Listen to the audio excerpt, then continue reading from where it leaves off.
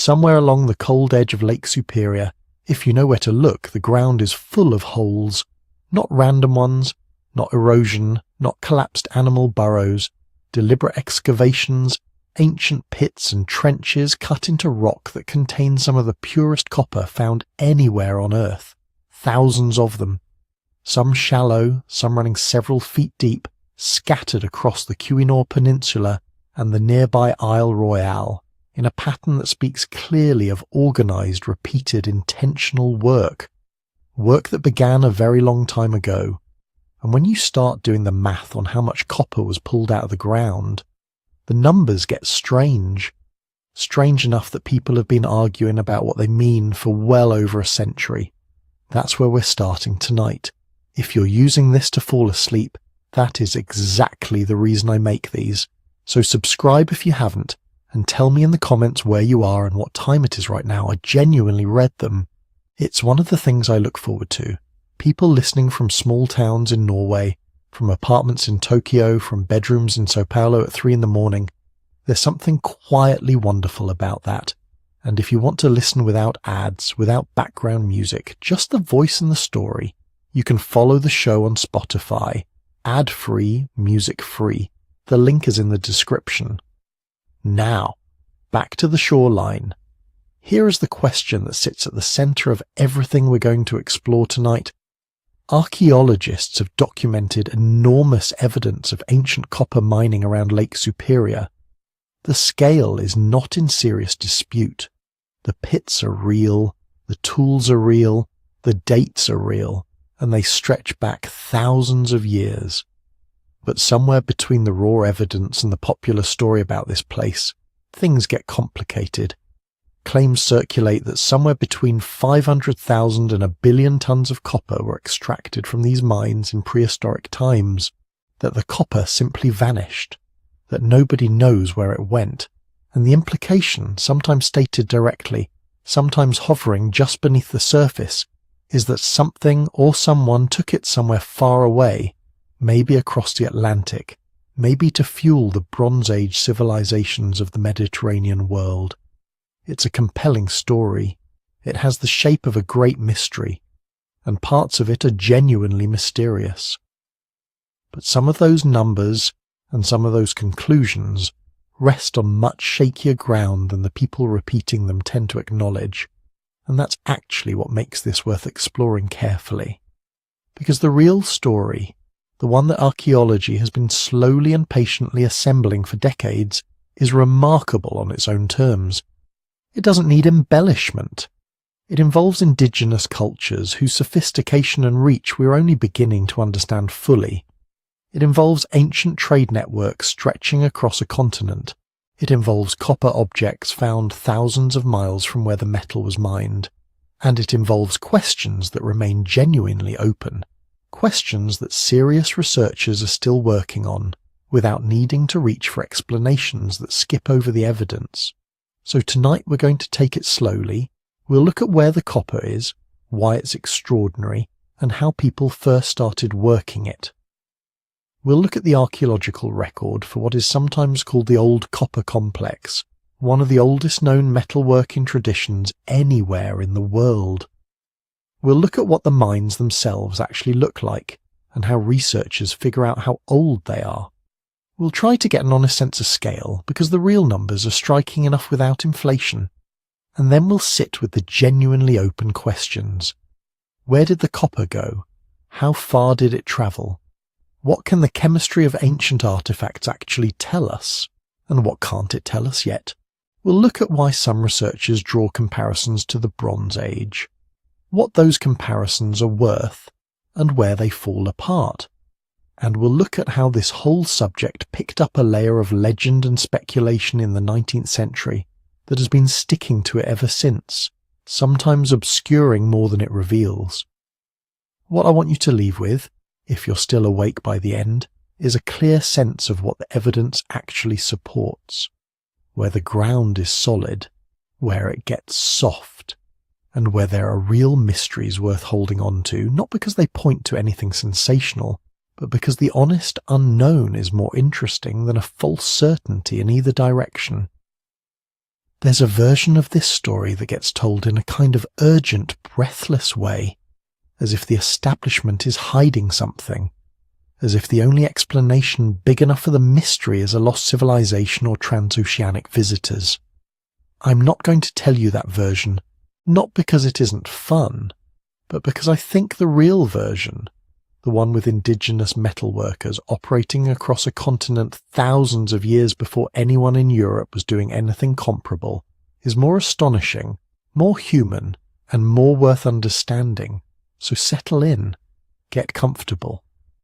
The lake is cold and dark and very old, and somewhere beneath its shoreline the ground still holds its secrets close. Let's start with the copper itself. Lake Superior is the largest freshwater lake in the world by surface area. It holds about 10% of all the surface freshwater on Earth. It is cold enough in deep water to preserve wooden shipwrecks almost indefinitely. It generates its own weather systems. Sailors have feared it for as long as sailors have been on it. And along its northern and western shores, and on the islands that rise from its surface, there is something in the bedrock that exists almost nowhere else on Earth in comparable abundance. Native copper, not copper ore. Not copper mixed into rock that has to be smelted and refined and chemically coaxed into a usable form. Actual metallic copper, already in its pure state, already workable, already there. Sitting in veins and pockets and loose pieces scattered across the ground like an invitation. That distinction is worth slowing down on, because it's central to everything that follows. Most copper in the world exists as ore. It's chemically bonded to other minerals, locked inside sulfides and carbonates and oxides, blended into rock in concentrations that might be 2 or 3% copper by weight on a good day. To get usable copper from ore, you have to crush the rock, apply intense heat, manage chemical reactions, deal with slag, and repeat the process in sophisticated ways. This is smelting. It requires furnaces, fuel management, and a body of technical knowledge that took human civilizations a long time to develop. When we talk about the Bronze Age in the Old World, we're talking about cultures that had worked out how to do this, at scale, over long periods of time. Native copper skips most of that. It forms through geological processes that are relatively rare, and it exists in the metallic state naturally without any smelting required. You find it, you work it. The Lake Superior region has more of it, in more accessible concentrations, than almost anywhere else ever documented on Earth. The two places at the heart of this story are the Keweenaw Peninsula and Isle Royale. The Keweenaw is a long finger of land that juts into Lake Superior from the upper peninsula of Michigan, pointing northeast toward the open water.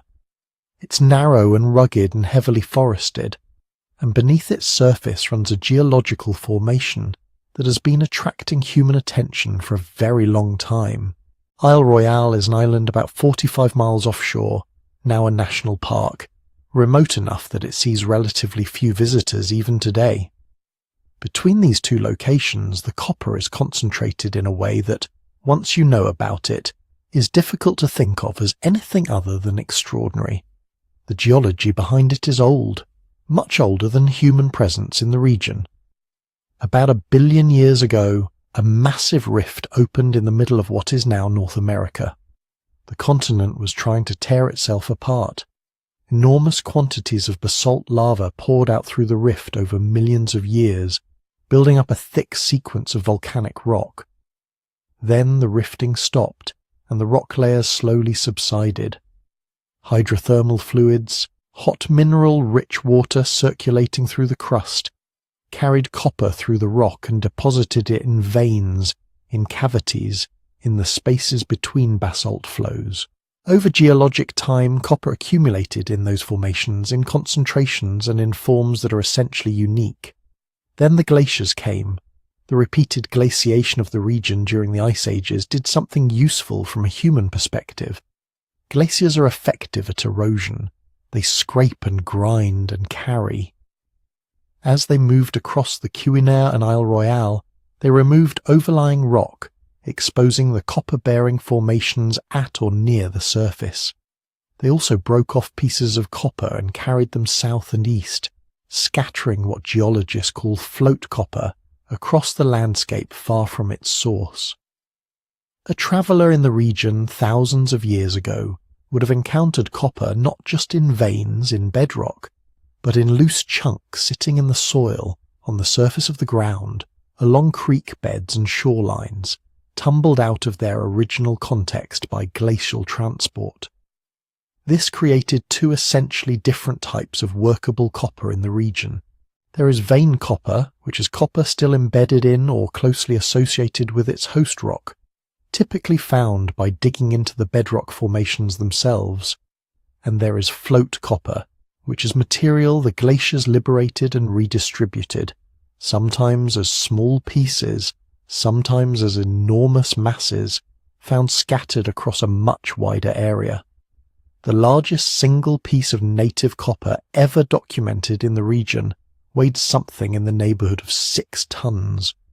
Though float copper could range from that kind of spectacular mass down to small nodules the size of a fist or smaller. Both types were available to ancient people. Both left traces in the archaeological record, though in different ways. The vein deposits required actual mining to access.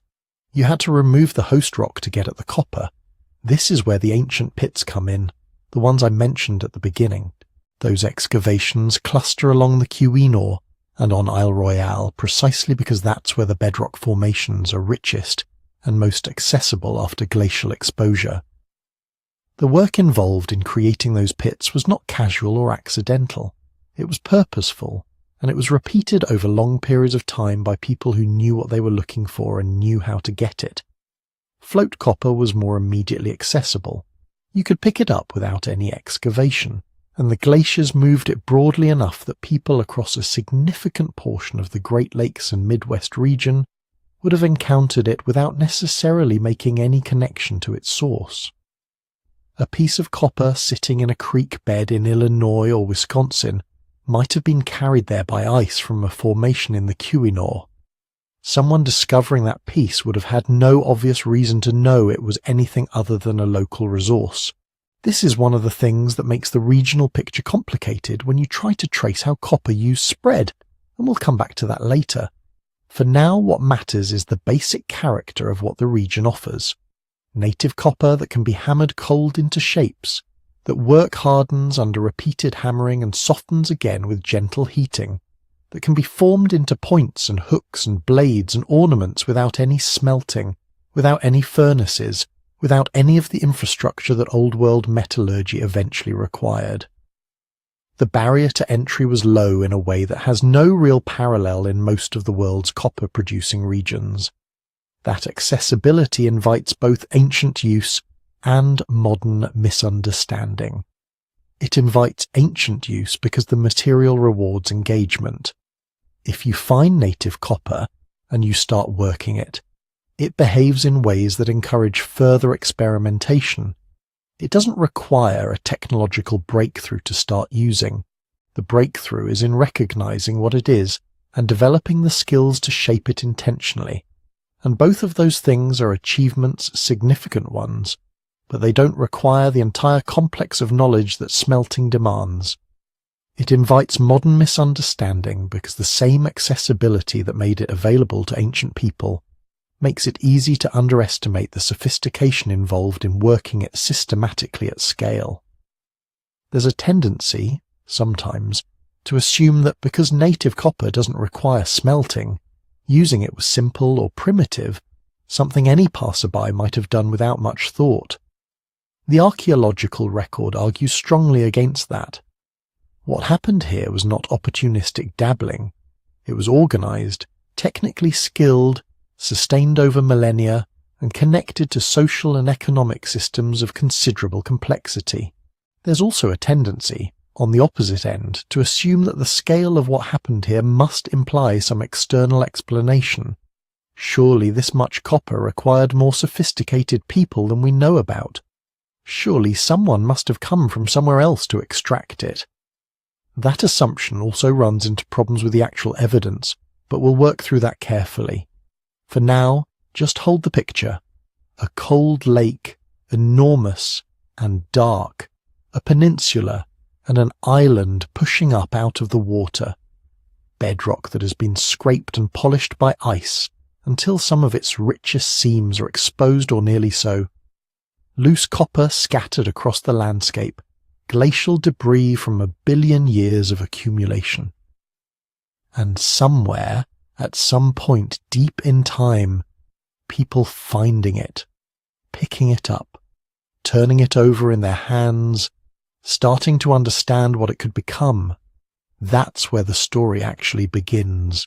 Not with mystery, not with questions about lost civilizations, but with human curiosity meeting an unusual landscape in a very particular way. The mystery comes later, and it's a real one. But it grows from this ground, literally from this ground. And the ground is worth understanding clearly before we start asking what was taken from it.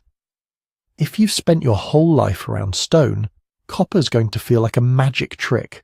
You hit a rock with another rock, and it breaks, it flakes, it shatters, it fractures along predictable lines if you're skilled, but it never stops being brittle.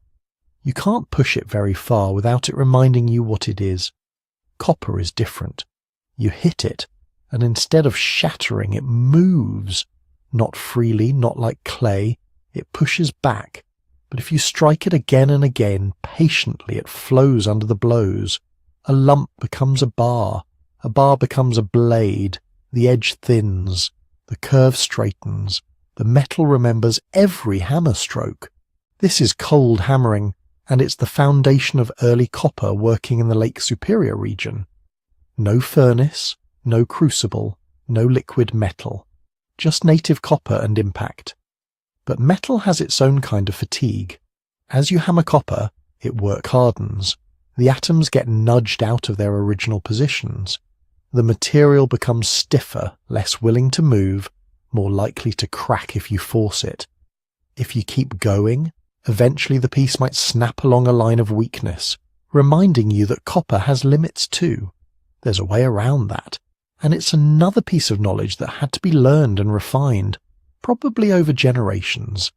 If you heat the copper gently to a dull red, or even lower, and then let it cool slowly, the metal softens again. The internal stresses relax. The crystal structure resets. This process is called annealing.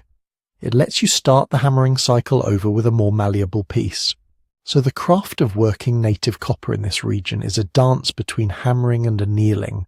Shape, harden, soften, shape again.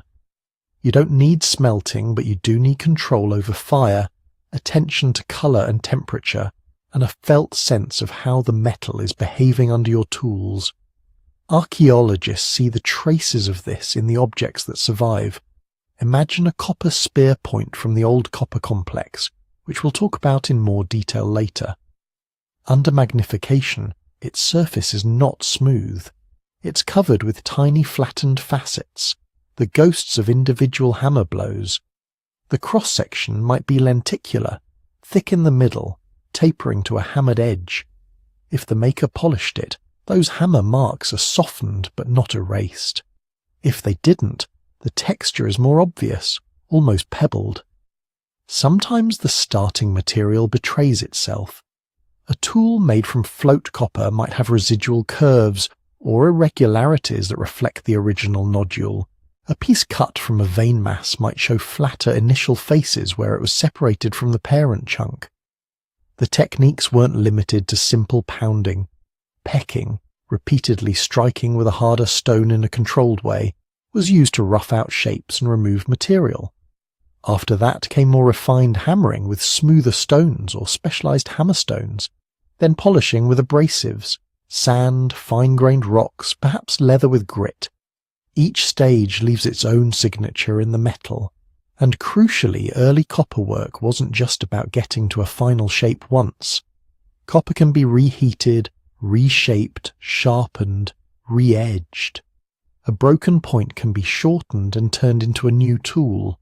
A bent awl can be straightened. A large ornament can be cut down into smaller pieces if circumstances demand it. That reworkability has two big consequences for how we understand this story. First, it blurs the line between tool and raw material. A copper object isn't just made and then used until it's discarded. It's part of a continuing cycle. Today it's a knife. In a generation it might be half a knife and two small awls. A century later its metal might be in a bead, or the blade of a ritual knife, or a small chisel used to work bone or antler. Second, it distorts the archaeological record. When metal is scarce and valued, people don't casually throw it away. They keep it in circulation as long as possible. When something breaks, they fix it or melt part of it down, or in the case of native copper, just hammer it into a new form. So instead of huge middens full of discarded copper, what we tend to find are the things that escape the recycling loop. Items lost in the ground, offerings placed intentionally, pieces deposited in circumstances that remove them from everyday reuse. The range of objects that do survive tells us something about how copper was valued. On the utilitarian side, you get spear points, knives, awls, fish hooks, harpoon heads, woodworking tools, occasionally axes and adzes. These are things that clearly did work. Edges are worn, tips are blunted or resharpened, surfaces are dinged and abraded.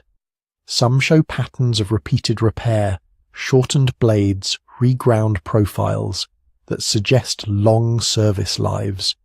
Then you get items that don't make as much sense if you think only in terms of pure practicality. Beads, tubes, pendants, conical points that look too delicate for real hunting use, flat sheets shaped into symbolic forms, large, thinly hammered blades that would be fragile under hard use but striking as display pieces. Those start to live in a different category. Ornament, status object, ceremonial item, heirloom. Not strictly non-functional, a pendant can still signal identity, alliance, achievement, but functional in the social and symbolic sense rather than the purely mechanical one. The workmanship often differs too. A basic fishing hook needs to work more than it needs to shine. A ceremonial blade or a prestige ornament might be polished to a high luster, edges crisp, surfaces carefully finished. Sometimes the same technical knowledge is being pushed to a different end.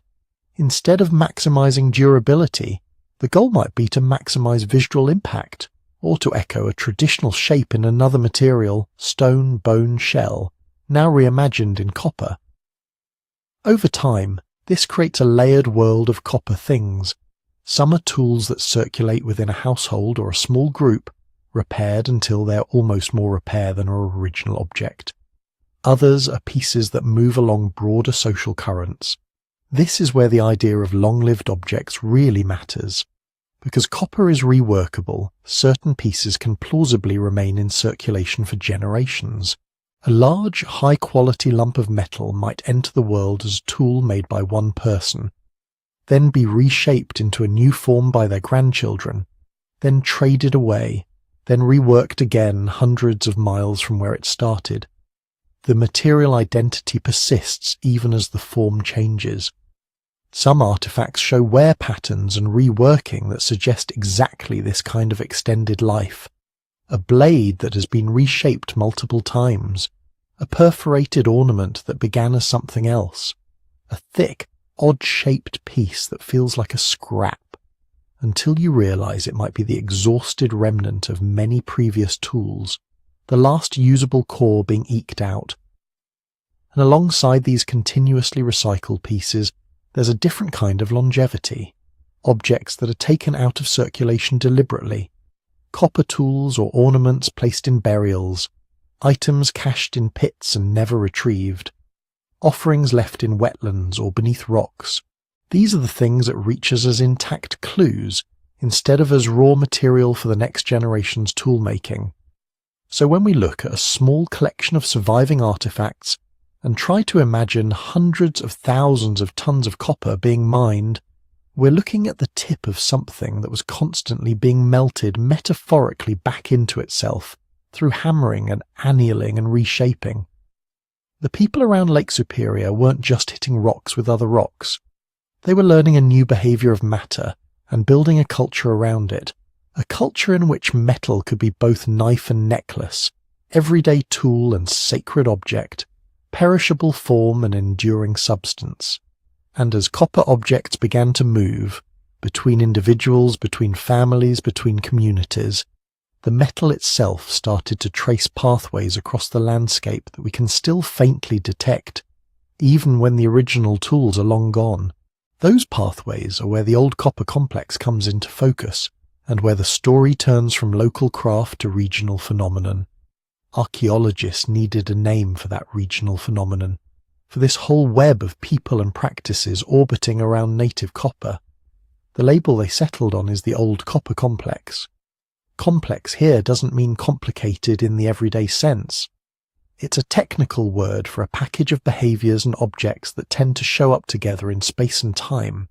In this case, it's a tradition centred in the western Great Lakes, around Lake Superior, but also into Wisconsin, Michigan, Minnesota and Ontario, where people were mining, working, and circulating native copper on a scale we don't really see anywhere else in North America during that period. It's not a culture in the sense of a single tribe or nation. It's more like a shared language of tools and techniques that different indigenous groups participated in over thousands of years. If you were to hold a typical toolkit from this old copper world in your hands, you'd feel that range immediately. Some pieces are small and unassuming, awls for example. Slender copper points, sometimes with a slightly thickened butt where a handle of wood or bone might have been attached, or just held directly in the hand. These were the everyday multi-tools of their time, used to pierce leather, score bone, punch holes in bark, maybe even as fine drills. Many are heavily worn, tips rounded off and then resharpened, their length slowly retreating under generations of use. Then you'd find points. Some are clearly meant as projectile tips, narrow, leaf-shaped, beveled to accept a shaft, the edges hammered down to a fine, functional sharpness. Others are stouter, more like socketless spearheads or knives, with shoulders or tangs designed for hafting. A few are larger than they strictly need to be for practical hunting, thin and broad and maybe a little fragile, drifting toward the symbolic. Fish hooks are another hallmark. Bent from hammered strip or wire-like rods of copper, they range from tiny, finicky pieces that look suited for small fish to more robust hooks that could have anchored a substantial line. Their shapes echo the same forms known in bone and antler, J-shaped curves, barbs, eyelets. The copper versions don't overturn the fishing tradition, they plug into it. Woodworking tools show up too. Adzes, blades mounted at right angles to a handle for planing and hollowing wood, appear in copper, sometimes in forms that would be instantly recognizable to any woodworker today. The working edge is thick and sturdy, the butt flattened or grooved for lashing. These were the tools that could carve out dugout canoes, shape house posts, hollow bowls. Celts are a little more abstract in name, but very concrete in form. Ungrooved axe-like tools, symmetrical in cross-section, often lenticular or oval, meant to be hafted by splitting a wooden handle and wedging the blade in. In stone traditions, Celts are all over the place. In old copper, their metal equivalents sit right alongside them. Some are robust and clearly built to take impact. Others are surprisingly thin, maybe more prestige item than workhorse. Together, these artifacts map out a world where copper wasn't just for show. It penetrated the fabric of daily life, hunting, fishing, hideworking, woodworking, while also stepping into the arenas of adornment and ceremony. The puzzle is that we almost never catch people in the act of making these things. What we mostly see are finished tools and the occasional misstrike, a broken blank, a discarded offcut. So how do archaeologists get from scattered tools to a story about mining and production? One way is by looking at density and distribution. In certain areas close to known copper sources, you'll find sites where the number of copper artifacts spikes. Not just a stray awl here or a single bead there, but clusters of preforms, roughly shaped pieces that were clearly on their way to becoming tools, and standardized blanks that could be finished later. Those concentrations, especially when paired with hammerstones and anvil stones bearing copper smears, look a lot like workshop debris. Farther away from the bedrock lodes and big float deposits, the pattern changes. Copper becomes rarer, and the pieces you do find tend to be finished tools and ornaments, not half-formed blanks. That gradient. Lots of manufacturing traces near the source, mostly final products at a distance, is what you see in many pre-industrial craft and trade systems. There's also the problem of raw material. Lake Superior native copper has particular trace element fingerprints. When you analyze artifacts chemically and they keep pointing back to the same general geological sources, even if the artifacts are found hundreds of miles apart, it strengthens the idea of organized extraction and wide distribution. Time adds another layer of complexity. When we say old copper complex, we're mostly talking about a window that starts somewhere around 6000 BCE and runs, in various ways and places, until maybe 1000 BCE or a bit later. But those are broad brushstrokes. The exact dates shift from site to site, depending on what's been preserved and which dating methods are available. If a copper tool turns up in a burial with organic materials, we can radiocarbon date. The wood of a handle, the textile of a wrapping, charcoal from a grave pit. We get a more precise anchor. If it's in a layer with other datable materials, we infer its age from context.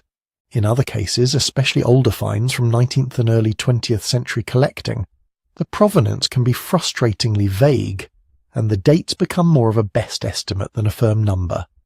What emerges is not a single copper age that starts one year and ends another, but a slowly shifting landscape.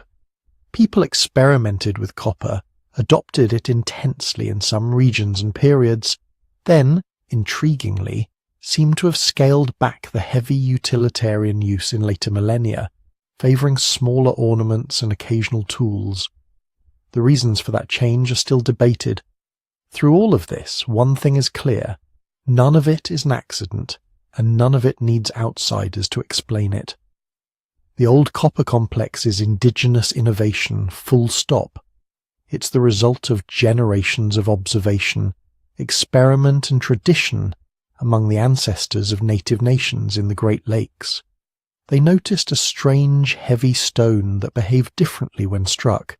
They learned to shape it, to soften it with fire, to fit it into existing tool traditions and social meanings. They developed local mining methods appropriate to their environment and needs. Later myths sometimes treat these mines and tools as anomalies, as if they're out of place in North America, as if copper working at this scale must have been imported from far away. But when you look closely at the artifacts and their contexts, what you see is continuity. Copper versions of familiar tools, copper ornaments that echo pre-existing styles in bone, shell and stone, copper technology that grows organically out of earlier practices. The mystery isn't, who could possibly have done this? We know who did it. The open questions are about scale, organization, and change over time, and those questions get sharper when we turn from the tools themselves to the places where the metal was actually extracted. To understand how big this tradition really was, and why it's inspired so many later stories, we have to walk up to the pits and trenches and scarred bedrock of the ancient mines and ask what they can still tell us. If you hike into the copper districts today, you don't find underground cathedrals of worked rock, endless galleries with soot-black ceilings and wheelbarrow tracks. What you mostly find, if you know how to look, are subtler scars. Start with the pits. They're often shallow depressions in the forest floor, sometimes just a few meters across, sometimes stretching into elongated basins strung along an outcrop. In some well-preserved areas, you can walk through patchworks of these hollows, dozens, even hundreds, separated by narrow ridges and low mounds. To an untrained eye, they might look like random windthrow holes where trees once toppled and rotted away. To an archaeologist, the pattern is the giveaway. The pits tend to line up along specific bands of bedrock, following the same geological veins where native copper concentrates. They aren't evenly scattered. They cluster over the sweetest spots in the ore. Between and beside them, you often get trenches. These are longer cuts into the rock, sometimes shallow and diffuse, sometimes more sharply defined. Imagine a chain of overlapping pits that gradually merged as people followed a copper seam sideways along the surface. Over centuries, that activity turns into a trench, a sinuous channel where the overburden has been stripped away and the upper bedrock broken and pried. The material that came out of those pits and trenches had to go somewhere, and that's where the spoil piles come in. If you stand on the right knoll and look around, you can see low, linear mounds flanking the depressions, heaps of broken rock, weathered soil and discarded rubble. These aren't random glacial features. They mirror the shape of the excavations they came from. Early mine operators were doing the same thing modern miners do in principle, moving the unwanted material just far enough out of the way to get at the valuable stuff. Scattered through and around all this are the tools. One of the clearest signatures of old copper mining isn't copper at all, it's stone. Hammerstones show up in dense concentrations, rounded cobbles, often of hard igneous rock, with battered mushroomed ends where they struck again and again against bedrock and boulders. Sometimes they're found in clusters, almost like tool caches. Sometimes they're so abundant you can pick up one after another, each with its own history of blows. These sites mark a big shift from simply collecting float copper. Surface float, loose chunks of native copper dropped by glaciers, can be picked up or pried from boulders with relatively little effort. You still need tools and skill, but the metal is essentially sitting there. Bedrock extraction is something else altogether. It means following copper directly in the rock it formed in, stripping off soil and vegetation, breaking into the host rock itself, and patiently working down along a vein. Archaeologists can see that difference in the architecture of the sites. Float collecting spots might have a few battered rocks, a limited number of pits, and loose copper fragments. The big bedrock mines have that layered look of repeated investment. Pits reopened, expanded, abandoned, and then cut into again nearby. Trenches chasing veins that pinch out and then reappear. Spoil heaps that build up over generations.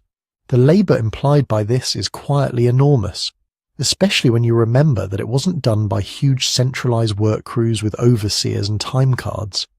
It was done as repeated small acts, returned to year after year. A family group might come back to the same outcrop each season, widening a pit a little, following green-stained cracks deeper, testing new spots along the ridge. Over centuries, that pattern produces landscapes that feel strangely worked, even though no single episode was grand in scale. The magnitude lives in the accumulation. The toolkit they used for this work was simple on paper, sophisticated in practice. Hammerstones did the brute work, pounding to fracture rock, to break off copper masses, to spoil away the more brittle host material. Wooden levers, thick branches or shaped timbers could be wedged into cracks and used to pry slabs loose, taking advantage of natural bedding planes and frost fractures. The combination of impact and leverage let people move material that would be impossible to budge by hand alone. There's also the question of fire setting. Fire setting is an ancient technique where you build a hot fire directly against rock, let the heat soak in, and then quench it rapidly with water. The thermal shock can crack the stone, making it easier to break with hammerstones and levers.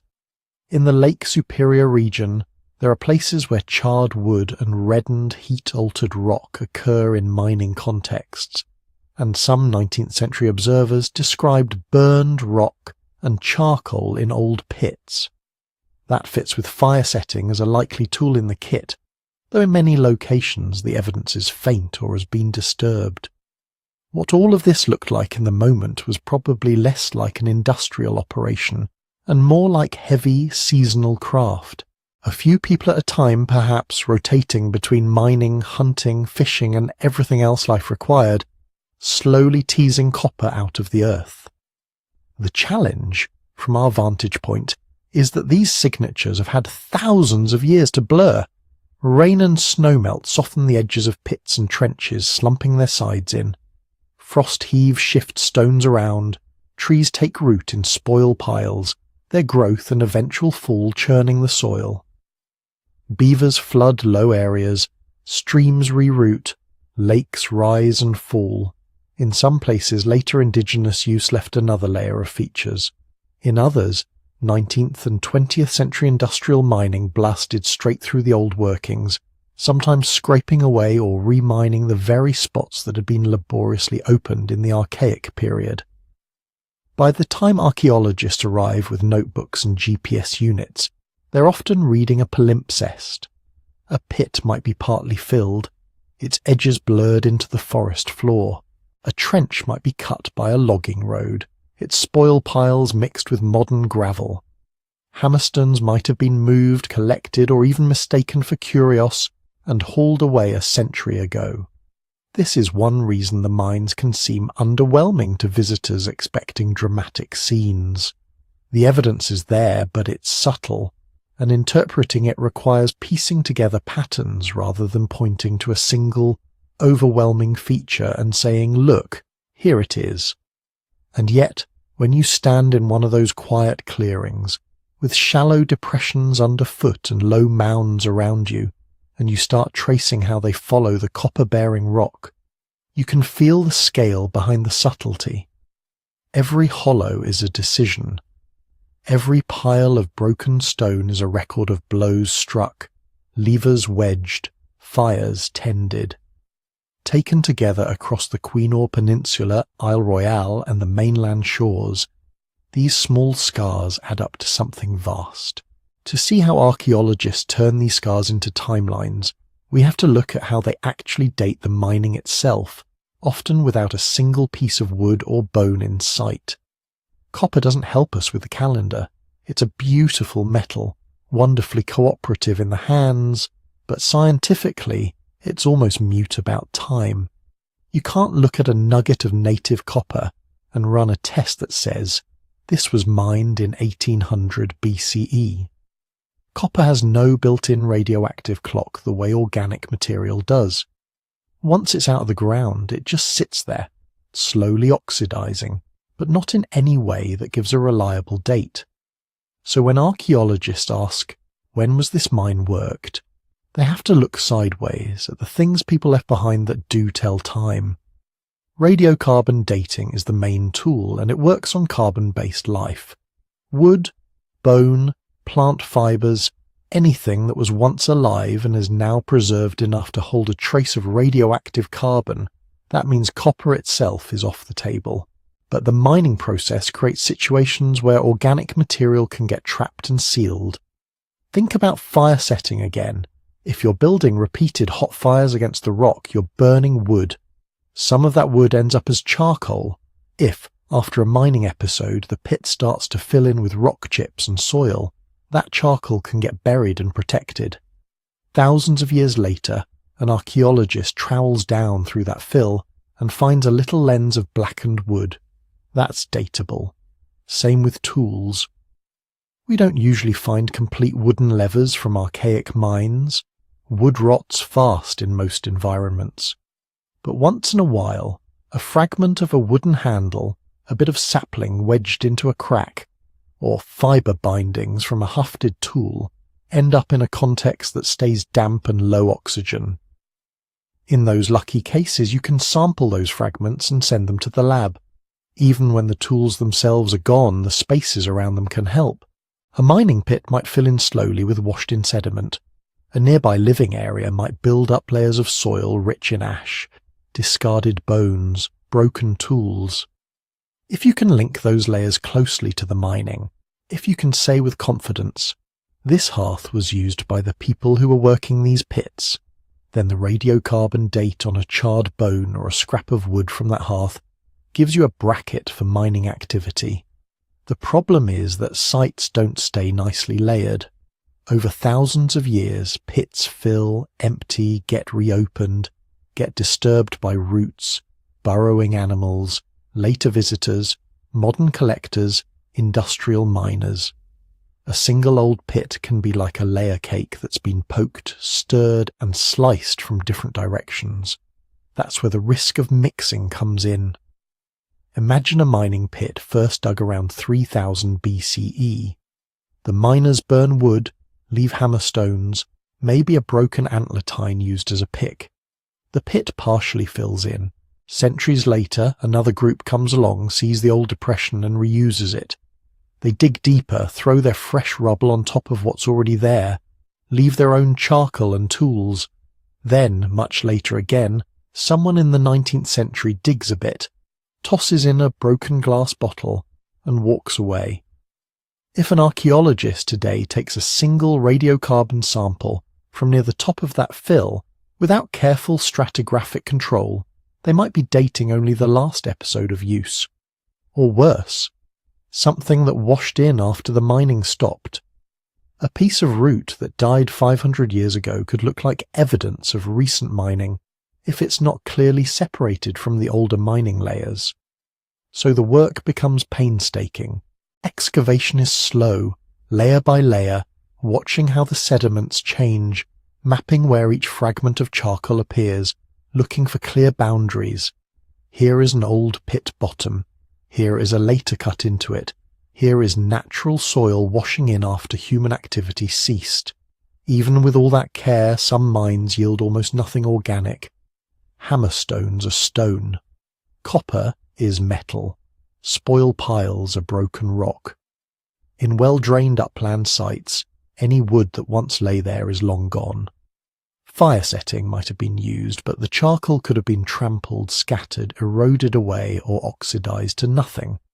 In those cases, archaeologists can identify the mines, can estimate the labor, can map the extent, yet have little or nothing that can go into a radiocarbon vial. When that happens, the dates get fuzzy. You might have one or two bits of charcoal from a single feature, giving you a couple of points in time that could reflect a brief episode of mining, a campfire years later, or even a lightning strike forest fire that dumped ash into an already abandoned pit. You might have a site where the only datable material comes from nearby camps clearly associated with copper working, but it's not obvious whether those represent the very beginning of mining there, its busy heyday, or a late dwindling phase. This is where archaeologists make an important distinction that doesn't always make it into popular summaries. The difference between the earliest possible use of a mine and its main period of activity. The earliest use is, in theory, the very first time someone pried copper from that spot. In practice, what we usually have is the earliest datable material securely associated with mining. That's not the same thing. If the first generations of miners left no preserved charcoal, their activity will be invisible to radiocarbon. The earliest date we see is actually just earliest preserved date. The main period of activity is about intensity. When were people coming back over and over in numbers big enough to leave a deep footprint?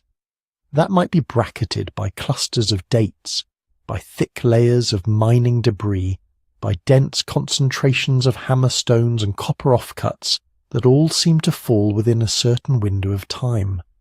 At Lake Superior, radiocarbon dates from different mining localities scatter across millennia. Some point to use beginning in the late Archaic period, others show extended activity, and still others suggest that certain zones were only briefly exploited. But every one of those dates carries uncertainty, lab error, calibration curves, the possibility that the charcoal came from old wood recycled into a later fire, or from a hearth a little removed from the actual digging. When people say the mines were worked from about this date to about that date, they're really talking about a patchwork of these imperfect signals, stitched together with geological context and careful reasoning. The story of timing emerges not from a single clean timestamp, but from a noisy chorus of little carbon clocks, each ticking down from some long-vanished fire. Once you understand that, the scale of the mystery changes. The question isn't just, how old are the mines? It becomes, how much work fits into those broad windows of time? To answer that, we have to step back from single pits and look at the whole landscape. So let's zoom out and ask the question that pulled so many people into this story in the first place. How big was it really? If you've poked around books, documentaries, or certain corners of the internet, you've probably seen some striking numbers. Claims that ancient miners around Lake Superior removed 500,000 tons of copper, or 1 million tons, or that there were 10,000 ancient mine workings, all labouring away for mysterious purposes. These big round figures circulate because they're satisfying. They turn a messy archaeological landscape into something that sounds precise and dramatic. 500,000 tons feels like a number you can picture. It suggests armies of workers, vast projects, maybe even lost civilizations. The reality is both quieter and more interesting.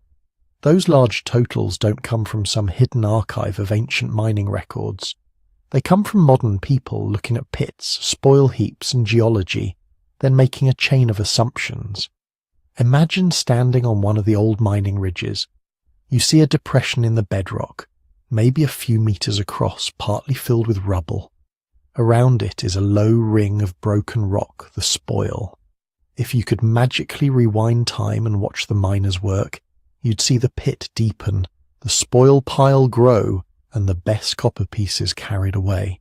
Since we can't rewind, we work backwards. The first step is volume. Surveyors can measure how big the pit is today, length, width, depth. They can map how much spoil is still piled around it.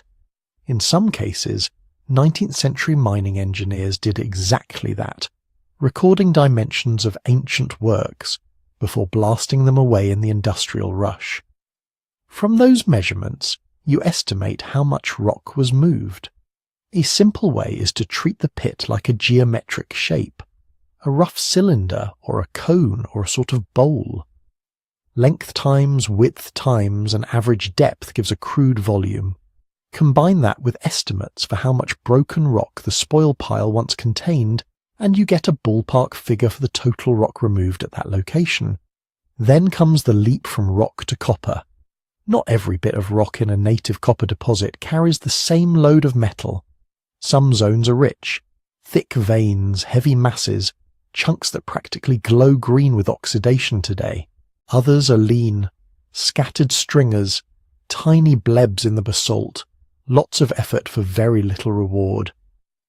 When people try to turn pit volume into tonnage of copper, they have to pick an average copper content for the rock.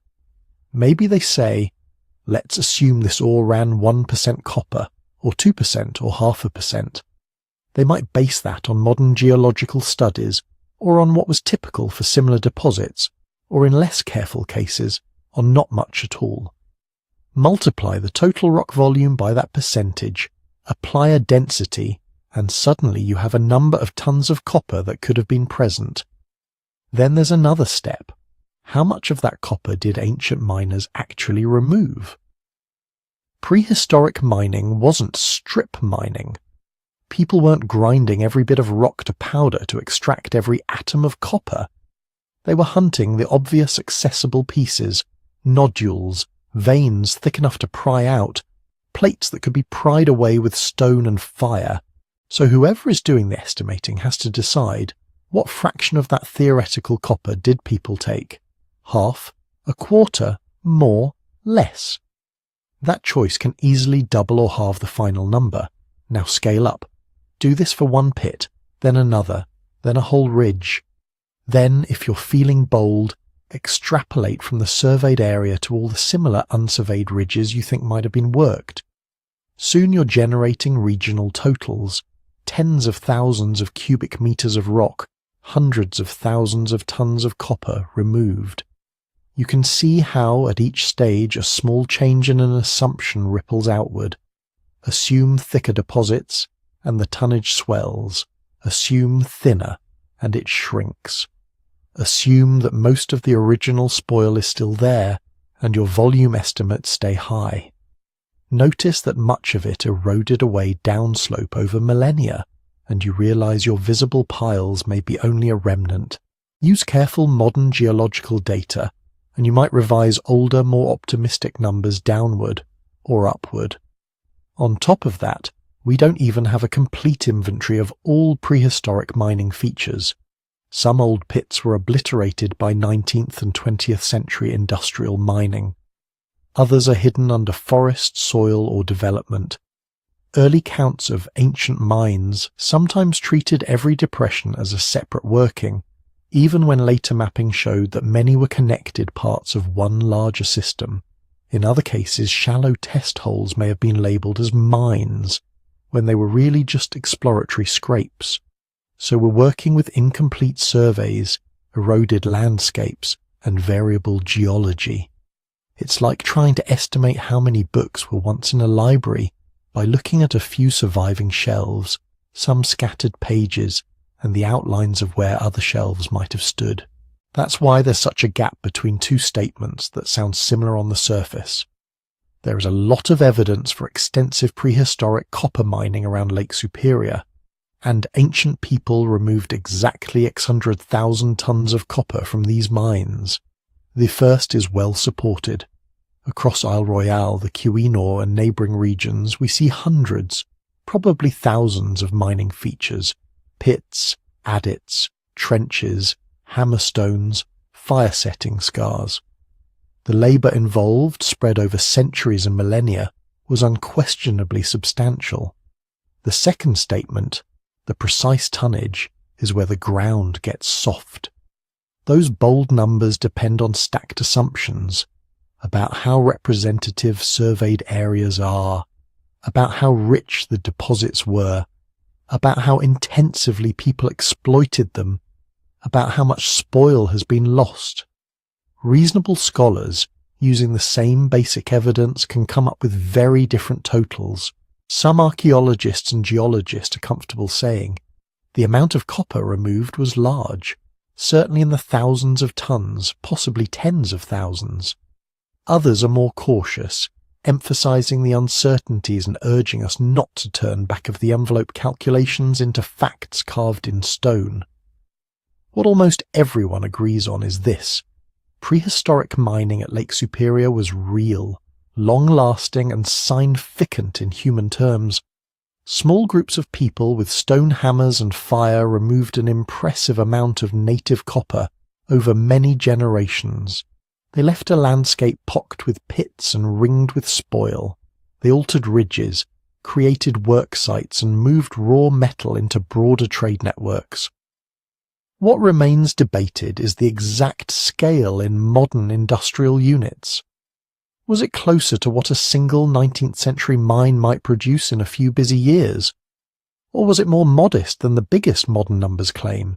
Those big figures make for dramatic headlines and fuel stories about vanished empires and lost fleets of copper-laden ships. But if we treat them as tentative, as estimates, not as revealed truth, the picture that remains is no less intriguing. Because even without settling on a final number, we're left with a landscape of deep time labour. Thousands of years of people returning to the same rock faces, teaching their children where to strike, how to build the fires, how to carry the heavy green-tinged metal away. And that raises the next question, the one that turns all those pits into a mystery. If so much copper really did leave these ridges, where did it all go? If you start with the highest estimates of copper taken from these mines, the next step almost feels automatic. You look around at the archaeological record and ask, where is it? If 500,000 tons of metal really left these ridges, shouldn't we be drowning in copper tools? Shouldn't there be museum cases overflowing with Lake Superior axes and spear points? Shouldn't every burial mound from the Great Lakes to the Gulf Coast have glittering copper plates stacked like poker chips? That intuitive expectation is what fuels a lot of missing copper stories. The math seems simple. Huge production should mean huge artifact counts. When the artifact counts look modest by comparison, it feels like something must be wrong. Either the estimates are wildly inflated, or the artifacts went somewhere we haven't accounted for. Probably both are true, but not in the dramatic civilization-sinking way people often imagine. First, it helps to remember that we're thinking in two different currencies. Modern conversation uses industrial numbers, tons, production curves, output per year. Ancient life ran on individual objects, an adze, a chisel, a rolled bead, a small awl for piercing leather, a single copper knife that might be sharpened, resharpened, and handed down across generations. Even if we conservatively imagine thousands of tons of copper extracted over millennia, that doesn't translate into a mountain of separate artifacts. Copper is dense. A single bar the size of your forearm can weigh several kilos. A single heavy ingot can be hammered into dozens of small tools, then rehammered, reforged and recycled many times over. That's the next piece. Loss pathways. Copper, unlike stone, is soft and workable. That's the whole point of using it. If the edge of a stone axe chips, you nap a new one. If a copper axe bends or dulls, you can anneal it in the fire, hammer it back into shape, or cut it apart and turn it into something else. Every time that happens, the original artifact disappears from the archaeological count. Over a few hundred years, a community might take the same pool of copper and run it through dozens of forms. Tools, ornaments, trade pieces, ritual items. When a piece broke, the metal wasn't thrown away. It was opportunity. Recycle became the default. Later, when other metal technologies arrived in the region, bronze elsewhere, iron much later in North America, that pattern continued. Old copper objects became convenient raw material. You didn't need to trek back to a ridge on Isle Royale. You could melt down your grandmother's armband. So when archaeologists dig, what they're seeing is not how much copper was ever used here. They're seeing how much copper escaped generations of reworking, reuse and loss. Some copper did leave circulation in more final ways. Burial practices occasionally took metal out of everyday life. But even here, the picture is complicated. Some graves were rich, others had only a single bead or none at all, and many burial grounds have not survived intact. Ploughed fields, construction, river erosion, and simple chance mean that only a fraction of ancient cemeteries have ever been identified, much less excavated. Looting adds another layer. For at least a few centuries, people have sought ancient copper the same way some seek old coins or arrowheads. Mounds were opened, pits were dug, artifacts were scattered into private collections or sold without records. Each time that happened, context was stripped away. A copper spear point in a desk drawer tells you almost nothing about where it came from, what it was buried with, or how it fit into a trading world. And then there's the slow decay that comes from simply being buried in a wet, acidic environment for thousands of years. Copper does survive better than many materials, but it's not immortal. It corrodes, delaminates, flakes away. Thin sheets and finely worked ornaments are especially vulnerable. By the time a backhoe or an archaeologist's trowel reaches them, some have already crumbled beyond recognition. So yes, copper survives.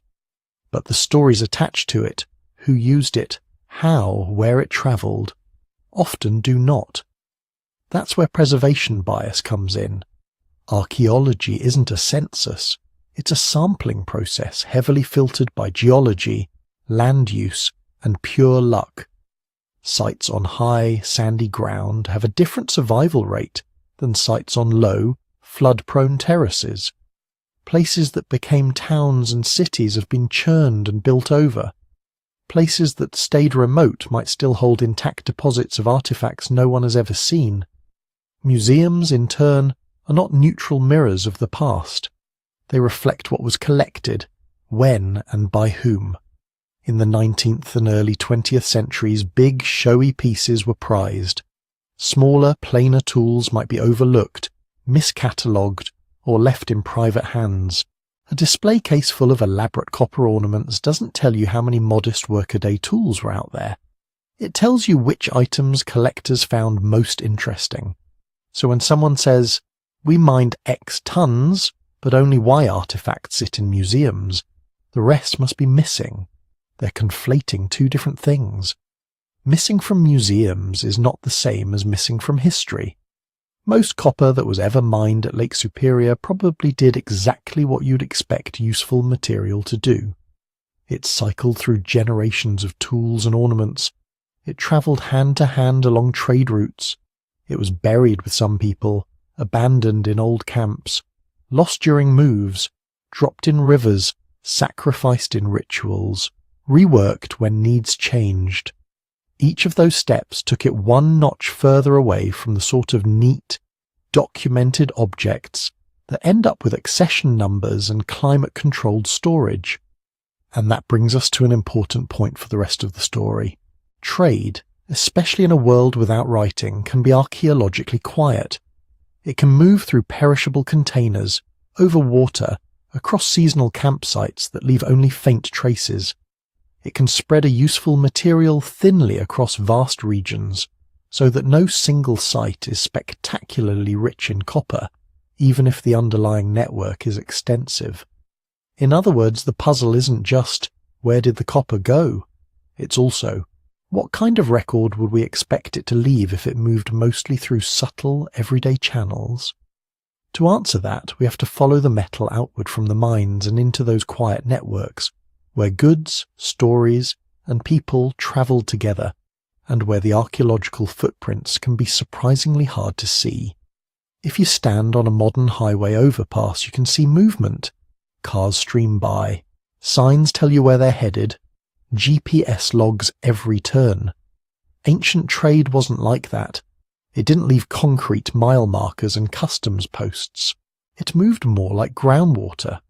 Slow, quiet, seeping through the same landscape generation after generation until distant places were linked in ways no single person ever fully saw. Around Lake Superior, the main arteries weren't roads at all. They were water. The Great Lakes are an inland ocean system stitched together with rivers, portages, and short overland carries. For indigenous peoples long before Europeans arrived, this was a travel web. Birch bark canoes could carry people, dogs, tools, children, and yes, heavy materials like stone and copper, with a fraction of the effort it would take to drag them over land. Picture family groups moving seasonally to follow fish runs and wild rice harvests, bands meeting at good fishing spots or maple sugaring camps, marriages arranged, news exchanged, small gifts offered, and sometimes copper changing hands. A socketed spear point traded for furs, a set of copper awls exchanged for high-quality chert from far away, a roll of raw copper passed along to a skilled worker in another village. From there, the pattern scales outward. Archaeologists talk about down-the-line exchange. It's exactly what it sounds like. A group living near a source of a valued material doesn't ship it directly to some far-off region in bulk, like a modern export company. Instead, they trade a little with their neighbours. Those neighbours trade a portion of what they've received with their neighbours, and so on.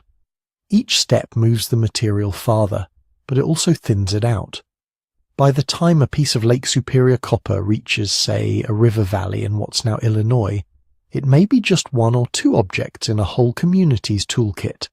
Not a warehouse, not a hoard, just a knife, a bead, a small axe head with its own quiet journey behind it. So how do we even know such networks existed?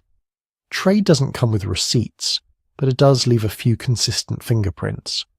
One is sourcing. Certain rock types, shell species, or metals are geologically distinctive. Obsidian from one volcano has a different trace element signature than obsidian from another. Marine shells from the Gulf Coast don't naturally appear 1,000 kilometres inland. Native copper from Lake Superior has its own isotopic flavour. When objects made of those materials are found far from their natural sources, they point to movement. Not necessarily a single spectacular expedition, but connections, people handing things on.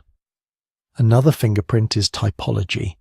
When similar styles of artifacts show up over a broad area, especially if the style is specific and clearly not the local default, it suggests ideas or goods are moving. A particular way of shaping a copper spear point. A characteristic way of rolling a tube bead. If you see the same style turning up again and again across hundreds of miles, it hints at shared traditions and, by implication, shared networks. Then there are find spot patterns. Copper artifacts in one region might cluster along certain river systems, or appear mostly in burial mounds of a particular era. If you map those occurrences, you start seeing corridors, chains of sites that mark favoured travel routes and old alliances, even when there's no obvious road. But all of these clues are partial. They skew toward the durable and the distinctive. Most of the infrastructure that carried trade in the ancient Great Lakes world was perishable. Birch bark canoes rot. Cordage unravels. Leather straps, woven bags, wooden paddles, bark baskets. These are the things that would have held copper tools, traded food, pigments, ritual items. In a wet climate over a few thousand years, almost all of that vanishes. You're left with the rare surviving copper piece, sitting in the soil like a period at the end of a sentence that's otherwise been erased. Even the copper itself doesn't have to travel in obvious shapes. It can move as finished objects. A polished knife, a pendant hammered thin and decorated. But it can also move as blanks, roughly shaped pieces ready to be finished by the buyer, or as unworked chunks and ingots. A family a week's paddle from the mines might specialize in turning raw copper into standardized bars, easy to stack in a canoe, easy to weigh in the hand. Every time the form changes, some information is lost. If archaeologists find an ingot far from Lake Superior, is there evidence of direct contact with mining communities? Or did that bar pass through 6 different hands, melted, reshaped, and repurposed along the way? If they find a simple awl, does its plainness mean it was made locally from local copper, or made hundreds of miles away from imported metal that's chemically indistinguishable from a closer source? Sourcing helps, but only up to a point. Typology helps, but people copy styles. Find spot patterns help, but the sample size is tiny compared to everything that's been lost. And then there's the subtle arithmetic of down-the-line exchange. Each community takes a cut. A village might receive 10 copper pieces from its northern neighbours and send 6 southward. The rest get folded into local life. Children inherit them. Tools wear out and are reforged. A piece goes into a burial, another is cached and never recovered. A few are lost on a portage trail and sink into the mud. Multiply that thin, steady trickle by centuries, and trade can move enormous amounts of material without ever producing the kind of dense, spectacular caches that would leap out in the archaeological record. From a modern perspective, it's tempting to look for corridors of overwhelming evidence, a line of sight so rich in copper that you can trace an arrow on a map and say, there, that's the route. But that expectation comes from our experience of highways, railroads, and ports, and ancient exchange was more like a many-threaded web, flexible, seasonal, constantly renegotiated. Some threads were strong, linking the mining districts to nearby shores. Others were faint, passing a few objects a generation across cultural boundaries we barely understand. The key point is simple and easy to miss. The absence of a clear, bold copper highway on our maps doesn't mean the copper sat still. It means the movement happened through systems that don't fossilize well. Water routes instead of pavement, kinship obligations instead of contracts, bark canoes instead of barges, everyday tools instead of treasure chests. The metal could have moved widely, yet left only scattered echoes, isolated artifacts, faint chemical signatures, stylistic hints in a handful of graves and village sites. When we remember that, the supposed mystery of no trade routes starts to look less like a smoking gun and more like a mismatch between what we're able to see and how ancient people actually lived. To push further, we have to look even closer at those scattered echoes, at the chemistry locked in the copper itself, and at how far that can and cannot take us. When people hear that copper has a signature, it's easy to picture something like a barcode. Scan it and a machine tells you Lake Superior, 3000 BCE, shipped on canoe number 12. The reality is more like tasting a soup and trying to guess the recipe. Copper is never perfectly pure in nature. Tiny amounts of other elements get mixed in when it forms. Silver, arsenic, antimony, bismuth, a little of this, a trace of that. The exact recipe depends on the rocks, the fluids, the temperature and pressure deep underground. It also depends on the particular deposit. Even within one mining district, different veins can have slightly different flavors. On top of that, you have isotopes. Lead isotopes are especially useful. Lead has multiple stable forms, same element, different atomic weights. How much of each form ends up in an ore body depends on the long, slow radioactive decay of uranium and thorium in the rocks around it. Different geological histories, different isotopic ratios. So when a scientist takes a tiny shaving from an ancient copper artifact, dissolves it in acid, and runs it through a mass spectrometer, they're looking at two things at once: the trace element spice mix, and the isotopic accent, especially of lead, but sometimes of other elements too. If that combination matches known samples from a particular region, say the Keweenaw Peninsula on the south shore of Lake Superior, that artifact becomes a candidate for having come from there. Not a certainty, a candidate. This is where the story often gets bent out of shape. On one side, you'll hear claims that science has proved huge amounts of old world metal came from Lake Superior. On the other, you'll see blanket dismissals that you can't trace copper at all, it's impossible. Both reactions skip over the careful, slightly uncomfortable middle ground where the actual data live. The strengths are real, some ore bodies are distinctive. Their trace element profiles don't look like most others. Their lead isotopes fall into tight, unusual clusters. When you analyze enough geological samples from enough regions, you can sometimes say with reasonable confidence, this artifact almost certainly came from this general district, and probably not from those others. That's how archaeologists have traced obsidian from specific volcanoes into prehistoric trade networks. It's how they've linked Bronze Age tin ingots to particular mining fields. This same logic applies to copper, at least in principle. When we turn that logic on the Great Lakes, a few things stand out. Artifacts from the immediate Lake Superior region, places like northern Wisconsin, Michigan's Upper Peninsula, and parts of Ontario, often match native copper deposits in that area quite well. The chemistry says, yes, this is local metal, worked close to its geological home. As you move farther away, the picture gets fuzzier, but there are still promising matches. Some copper artifacts in the broader Midwest and eastern woodlands show trace element and isotopic signatures that are consistent with Great Lake sources, not identical to every sampled vein, but falling within the same broad family. Put together with typology and find spot patterns, this builds a solid, if partial, case that Lake Superior copper travelled hundreds of miles through indigenous trade networks, not just as a rumour, but as a real material, in real hands. That's the secure part. Lake Superior copper fed into a regional exchange system. Some of the metal found outside the immediate mining districts almost certainly started its life in those old pits and bedrock exposures along the shore. Where the ground gets slippery is when people try to extend that picture across an ocean. Bronze Age artifacts from Europe and the Near East have been analysed too.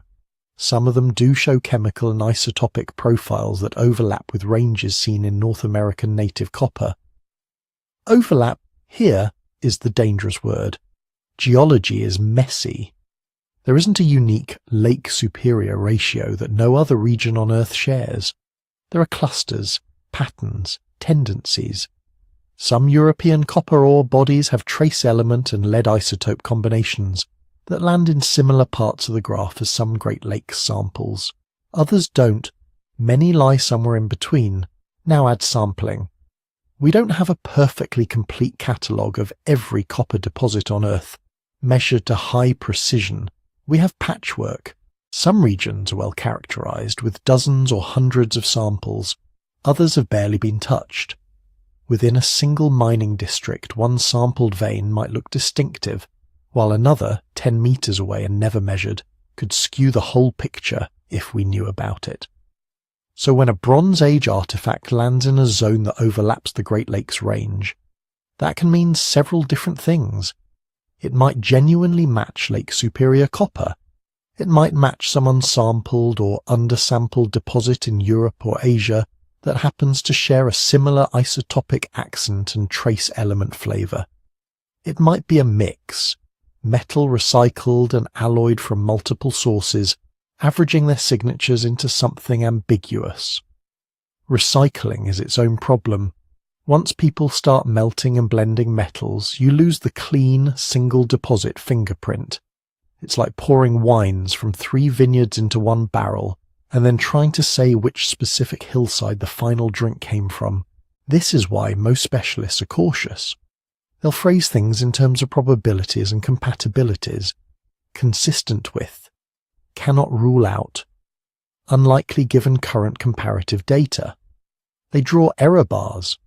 They note how many geological samples they're basing their comparisons on. They warn that new data could shift the picture. Popular maps often don't. You've probably seen them. Bold arrows curving from Lake Superior to the Mediterranean, captions declaring that trace chemistry proves a transatlantic copper pipeline. If you try to track those arrows back to their sources, you usually find a handful of overlapping data points, interpreted as if overlap equals identity. A cluster on a graph becomes a straight line on a world map. A statistical could be quietly hardens into is. That's not how good science works, and it's not how the scientists who actually do these measurements talk about their results. When you look closely at the technical literature, a calmer picture emerges. Sourcing studies strongly support the idea that Great Lakes copper was important within North America. They give us a way to sort out local versus imported metal at regional scales. They help us see the outlines of trade webs that pottery shards and burial sites only hint at. When it comes to old world artifacts, the same methods raise interesting questions, but they don't close the case. Some objects have signatures that are intriguing, hard to match cleanly to known Eurasian sources. Others fit local ore fields just fine. Still others sit in the grey zone where multiple geological histories could produce similar numbers. Instead of a solved mystery, we get a refined one. We can say, with more precision than a century ago, where some copper definitely didn't come from. We can sketch zones of higher and lower likelihood. We can rule out simple, dramatic stories that ignore the complexity of the data. What we can't do, at least not yet, is draw a single, confident arrow from Lake Superior to Bronze Age Europe and say, there, that's the missing 500,000 tons. The chemistry sharpens our questions. It trims away some fantasies and forces others to be more careful. It shows that the mines around Lake Superior were plugged into real networks of movement and exchange, but it also underlines how much we still don't know about the full life histories of all that metal. To see why, and to really judge the scale of the puzzle, we have to step back and look at what was happening with copper and bronze elsewhere in the world at the same time. When people zoom out from Lake Superior to the whole old world, The comparison that grabs attention is the Bronze Age. From about 3300 BCE onward in the Near East, and a bit later in Europe, copper use ramps up dramatically. You start seeing metal in tools, weapons, ornaments, fittings for chariots and ships. Palaces and temples are taking inventory of metal the way later states will count coinage. In some regions, copper and bronze become the backbone of elite power. If you do a back-of-the-envelope estimate of all the copper that went into Bronze Age artifacts, building fittings, lost or recycled goods, and industrial waste across the old world, you end up with very big numbers. Not precise numbers, but clearly in the hundreds of thousands of tons over many centuries. Lay that mental pile of metal next to the rough estimates for how much copper might have been removed from the Lake Superior mines, and the temptation is obvious. Two large quantities, one apparent surplus, one insatiable demand. Draw a line, solve the mystery. But the Bronze Age doesn't just run on copper, it runs on bronze. And bronze is picky. To make true tin bronze, the classic mix that gives you harder, more durable metal than pure copper, you need tin. Not a lot in percentage terms, but enough that someone has to go out and find it, mine it, and move it. Tin is much rarer in accessible form than copper. Usable tin deposits are scattered. Parts of Central Asia, Anatolia, Iran, later Cornwall and Iberia, a few other pockets. For Bronze Age metallurgists, tin was the bottleneck. You can see this in the archaeology. There are long stretches where people are making arsenical bronze, basically copper, accidentally or deliberately contaminated with arsenic from certain ores. It behaves little better than pure copper, but not as nicely as tin bronze, and it can be toxic to work with. When true tin shows up in the record, it's a game changer, and the routes that carry it, overland caravans, riverine trade, coastal shipping, become extremely valuable. So even if you imagine a secret river of Lake Superior copper pouring into the old world, it wouldn't automatically solve the Bronze Age's real constraint. Without reliable tin, you don't get the full technological and military advantages that define the period. You just get more copper. Useful, yes. Transformative, only up to a point. Alloying practices complicate the picture further. Old world smiths weren't just tossing any metal into a crucible. They were learning, generation by generation, how different mixes behaved. A little more tin for a sharper blade, a little less for a tougher axe, occasionally a dash of lead for better casting. By the Middle and Late Bronze Age, many regions had developed fairly standardized recipes, tuned to local tastes and ore supplies. Those recipes leave clues. If a large volume of foreign copper suddenly entered the system, especially from an unusual geological background, you'd expect to see more than just a few curious isotopic overlaps. You might see shifts in impurity patterns across many objects, changes in slag chemistry at smelting sites, new routes in the distribution of ingots. In principle, you could even catch hints of it in textual sources once writing appears. References to new suppliers, strange lands, or sudden surpluses. That doesn't mean such evidence would be glaringly obvious. Bronze Age trade networks were already complex. Copper was moving from Cyprus, Anatolia, the Balkans, the Alps, Central Europe, the Caucasus. Tin was coming from its own scattered nodes. Metal was being melted, mixed, recycled, and redistributed over and over. But when we add an ocean to that picture, the hurdles go up sharply. Moving bulk copper across the Atlantic in pre-Iron Age conditions is not like tucking a few beads into someone's luggage. Copper is heavy. Ingots or raw chunks add up fast. To supply a meaningful fraction of Old World demand, you'd need regular traffic. Fleets of seaworthy vessels making long voyages on at least a semi-predictable schedule. That implies shipbuilding traditions capable of open ocean travel, navigation methods stable enough to hit roughly the same coasts repeatedly, and coastal infrastructures on both sides that can handle receiving and redistributing the metal. You'd also expect cultural traces to accumulate around those movements. Even if the trade itself were restricted to a small elite, the physical footprint would be hard to keep invisible over centuries. Harbour works, wrecks, foreign goods showing up out of place in burials and hoards, myths and origin stories that look suspiciously like distant memories of crossing a great western sea. So far, the hard evidence for that kind of structured transatlantic metal trade in the Bronze Age just isn't there. What we have instead is a debated hypothesis. Some researchers look at the combination of large estimated mine volumes in the Great Lakes, mysterious shortfalls in identified Old World copper sources, and those few intriguing chemical overlaps, and they say, maybe there was some limited long-distance contact.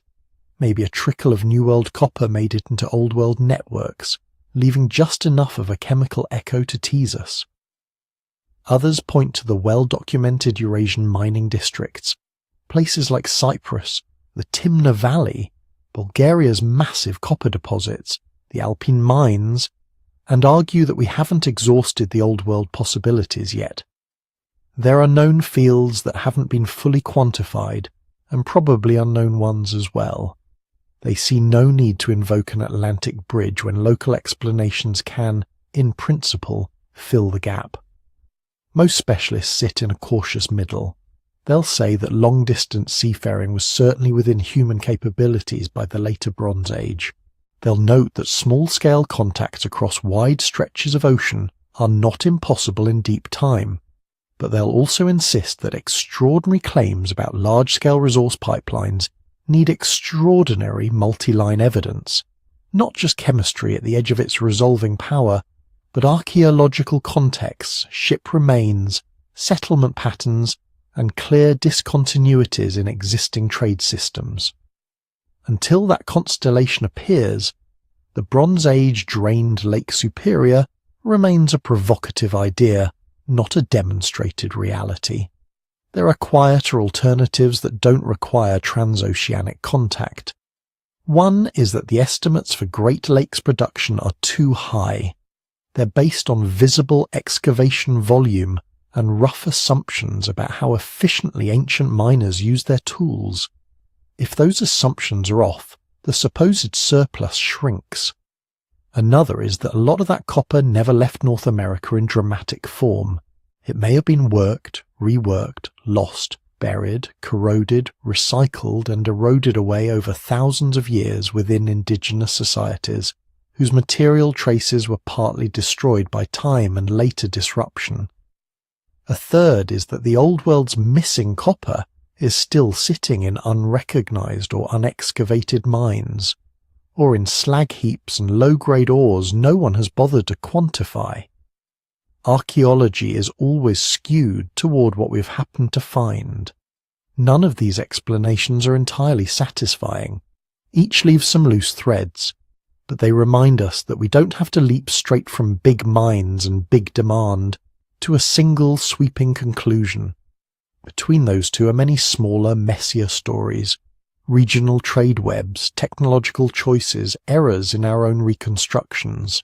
To see how those might play out closer to home, and how our modern fascination with lost cargoes and secret voyages took shape, we have to jump forward in time to the century when people first stumbled into those ancient pits with industrial eyes and Victorian imaginations.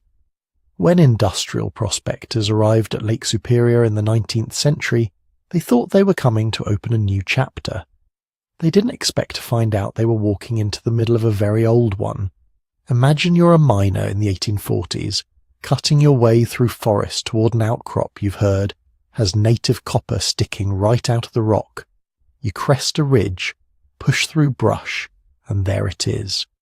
Not a pristine vein, but a shallow depression already dug into the basalt, trees growing in it, the walls softened by time, and on the bottom, when you clear away the roots and soil, you hit old hammerstones, fire-cracked rock, maybe a rotten timber or a broken wooden shovel, darkened and fragile. You came expecting untouched ground.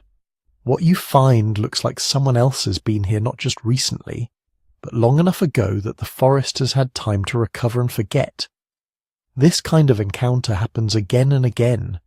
Surveyors map lines and keep tripping over irregular pits marching in rows along the ridges.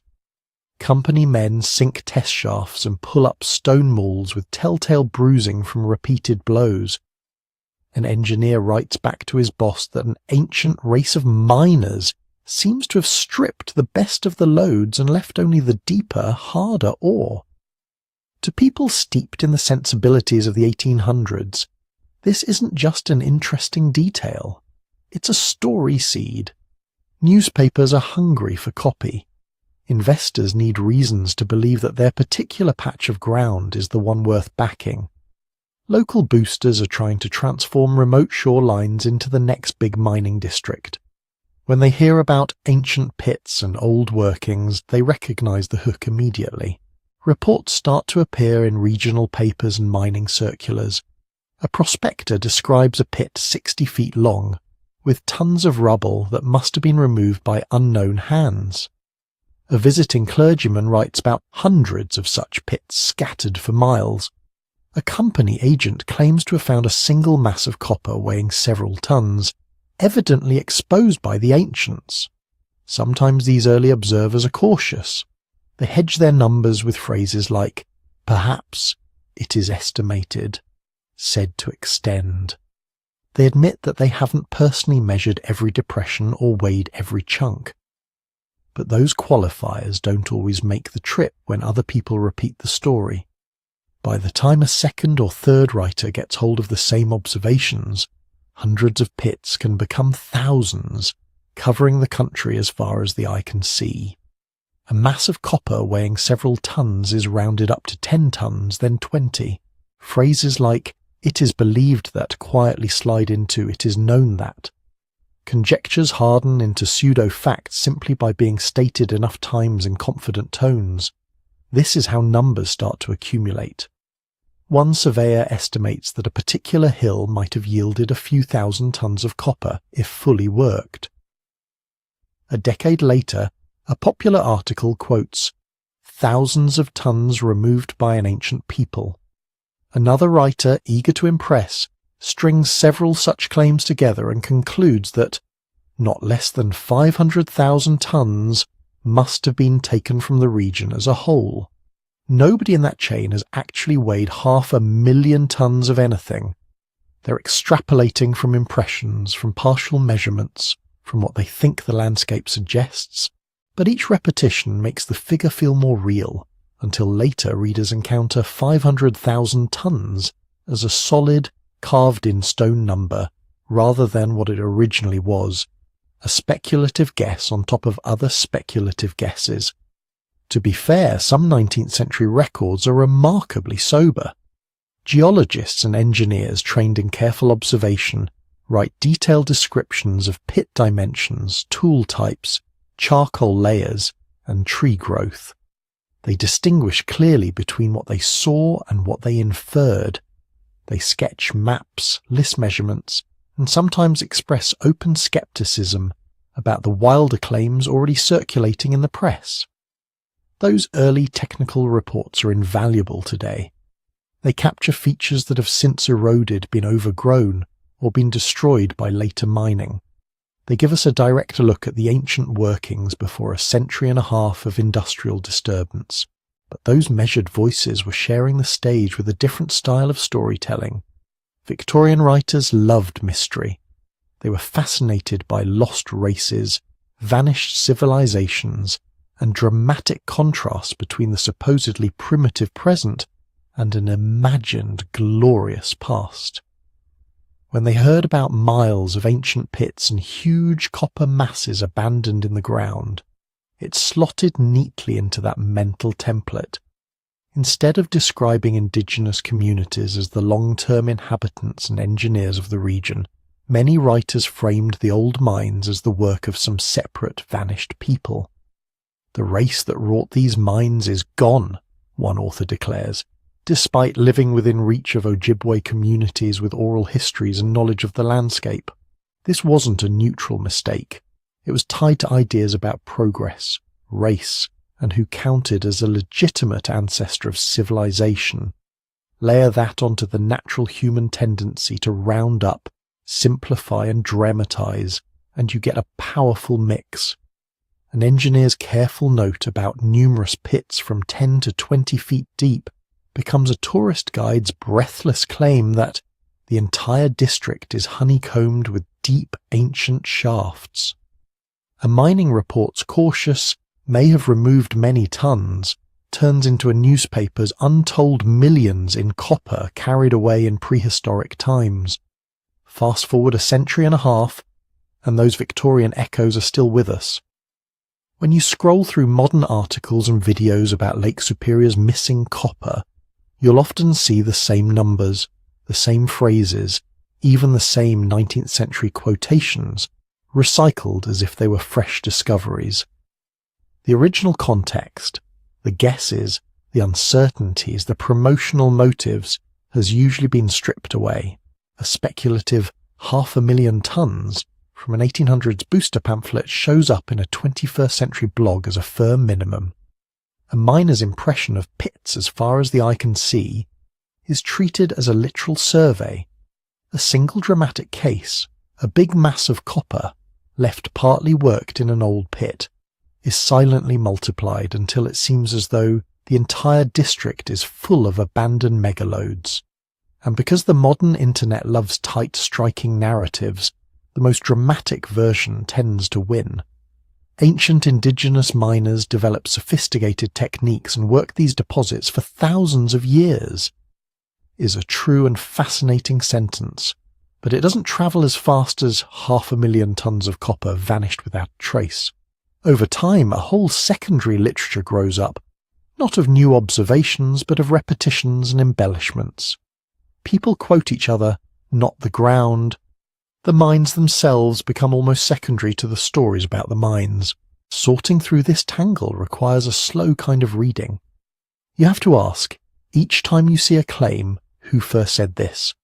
What did they actually see? Were they measuring or estimating from a distance? Were they trying to describe or to sell? And then you have to ask a harder question. How much of what we think we know about the Lake Superior copper mystery is based on rock and charcoal and tools, and how much is based on the narrative habits of the 19th century echoing into our feeds? To answer that, we need to peel the layers apart, separate the earliest observational records from the later, more romantic retellings, and see what remains when the legend dust settles. Once you start peeling those layers back, you run into a different kind of problem.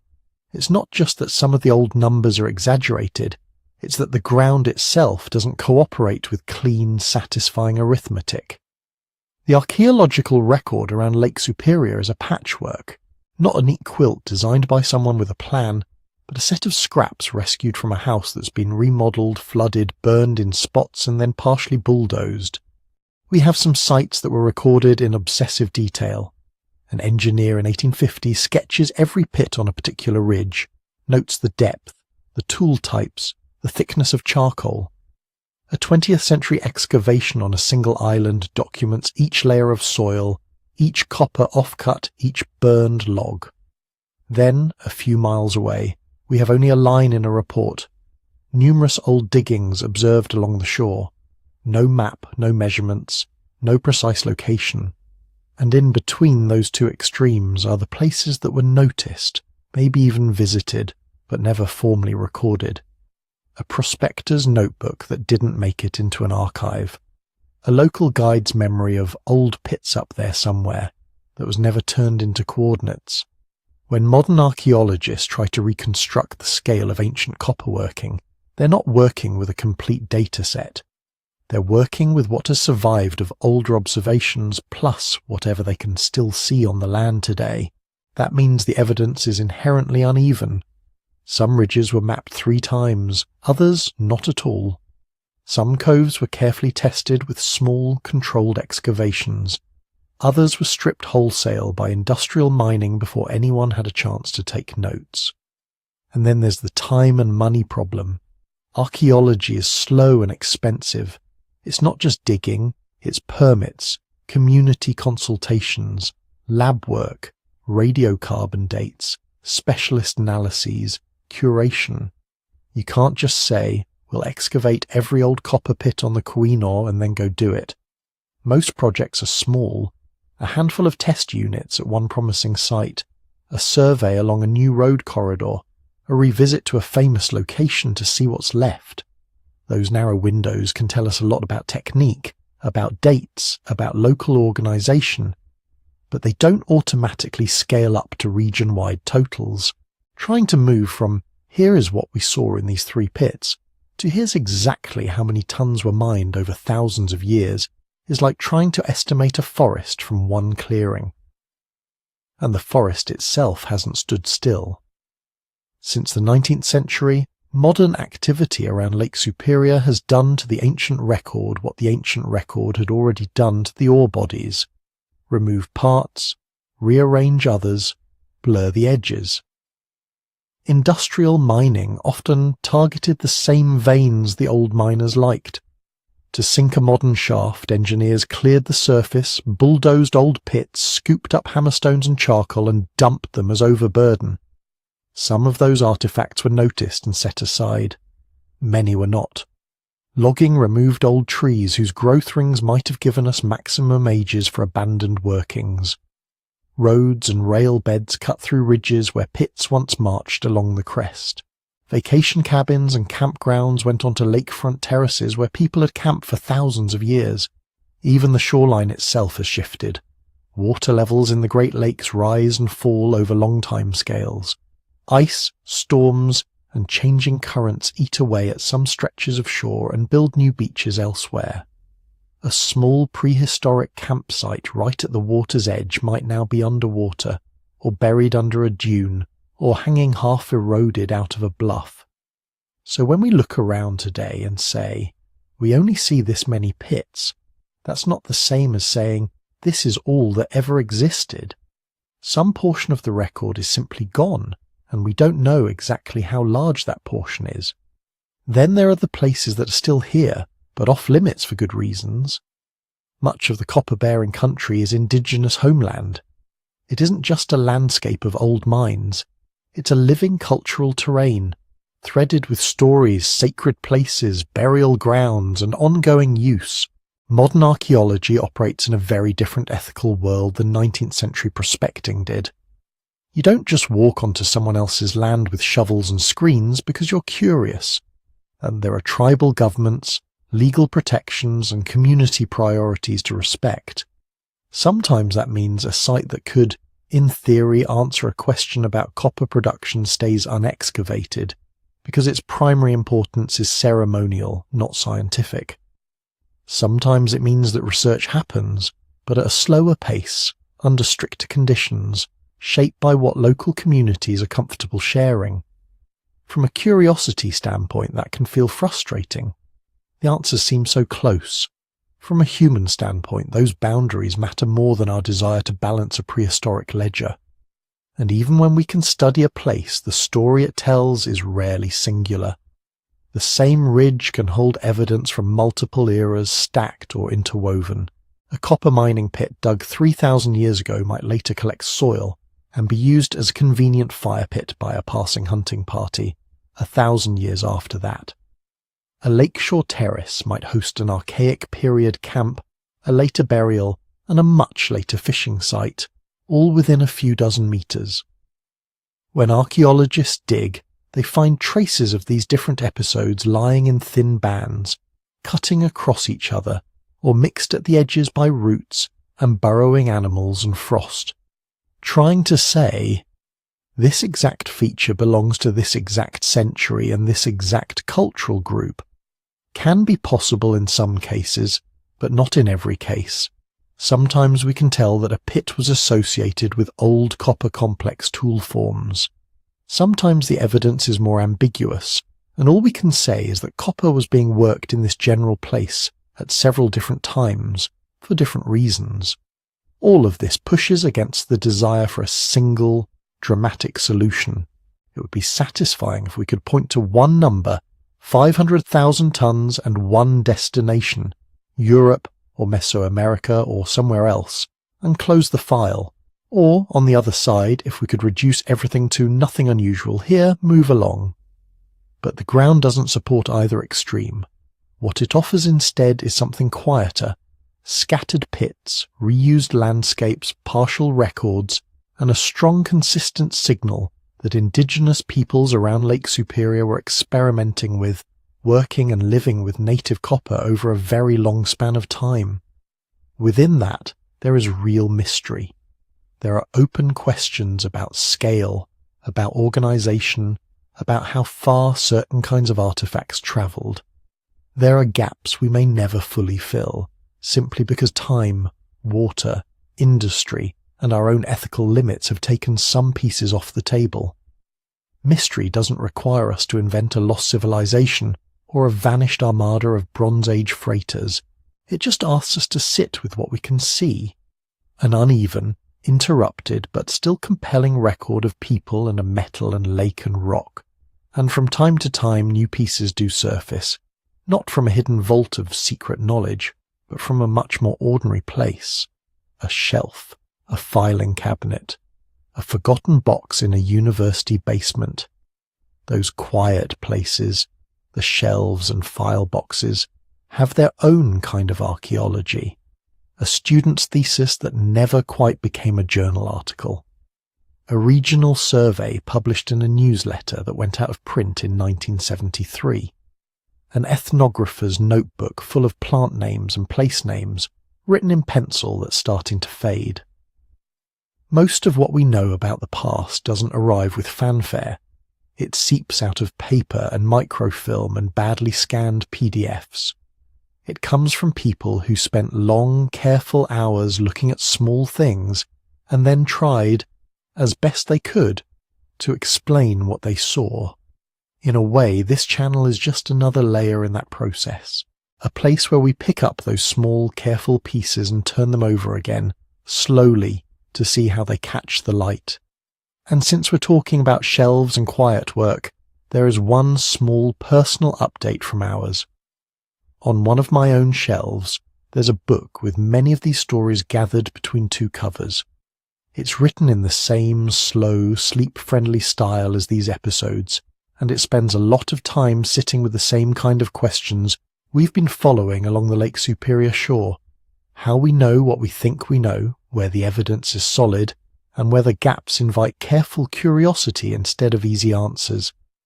If you'd like more of that kind of exploration to read at your own pace, that book lives at sleepytimehistory.com. For this week, there's a discount there, a small thank you to the people who like drifting off with these strange corners of the past. It's not a set of revelations or secret files. It's more like a walk through a dimly lit archive, pulling out one folder at a time and seeing what's inside, always with the same rule we're using here. Keep the mystery, but keep it honest, and then we can set the book back on the shelf and return to the mines.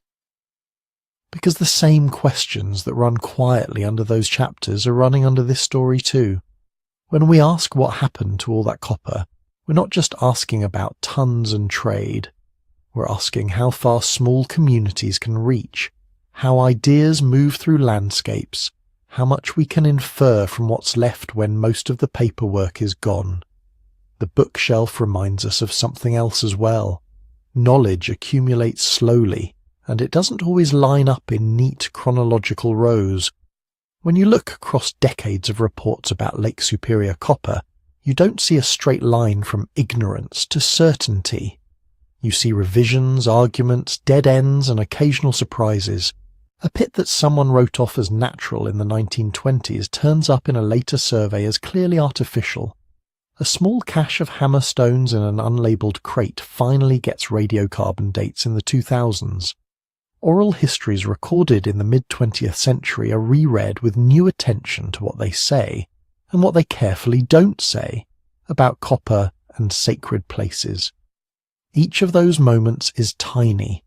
None of them by itself answers the big dramatic questions.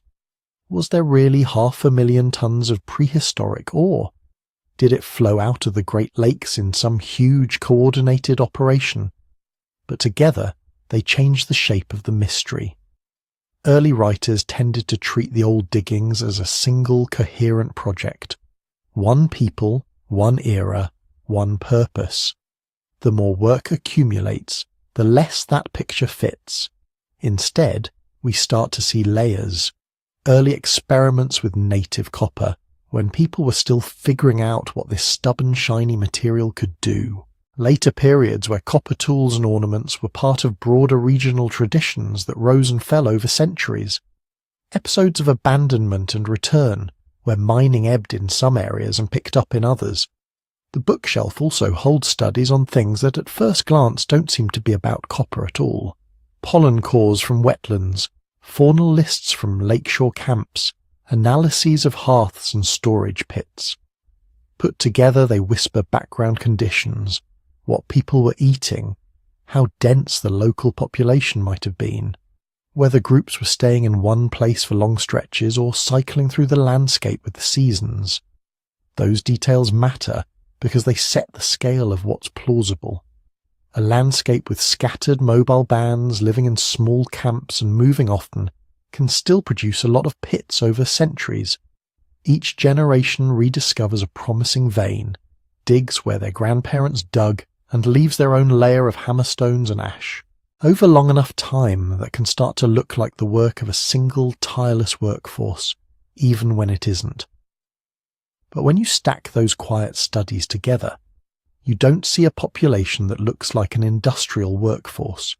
You don't see the kind of dense hierarchical settlements you'd expect if tens of thousands of people were being organized to strip entire ridges in a few hurried centuries and move the metal out in bulk. You see something looser, a long, slow relationship between people and metal, shaped by changing climates, shifting social networks, and rules we can only partially reconstruct. The archives and shelves also show us how stories grow.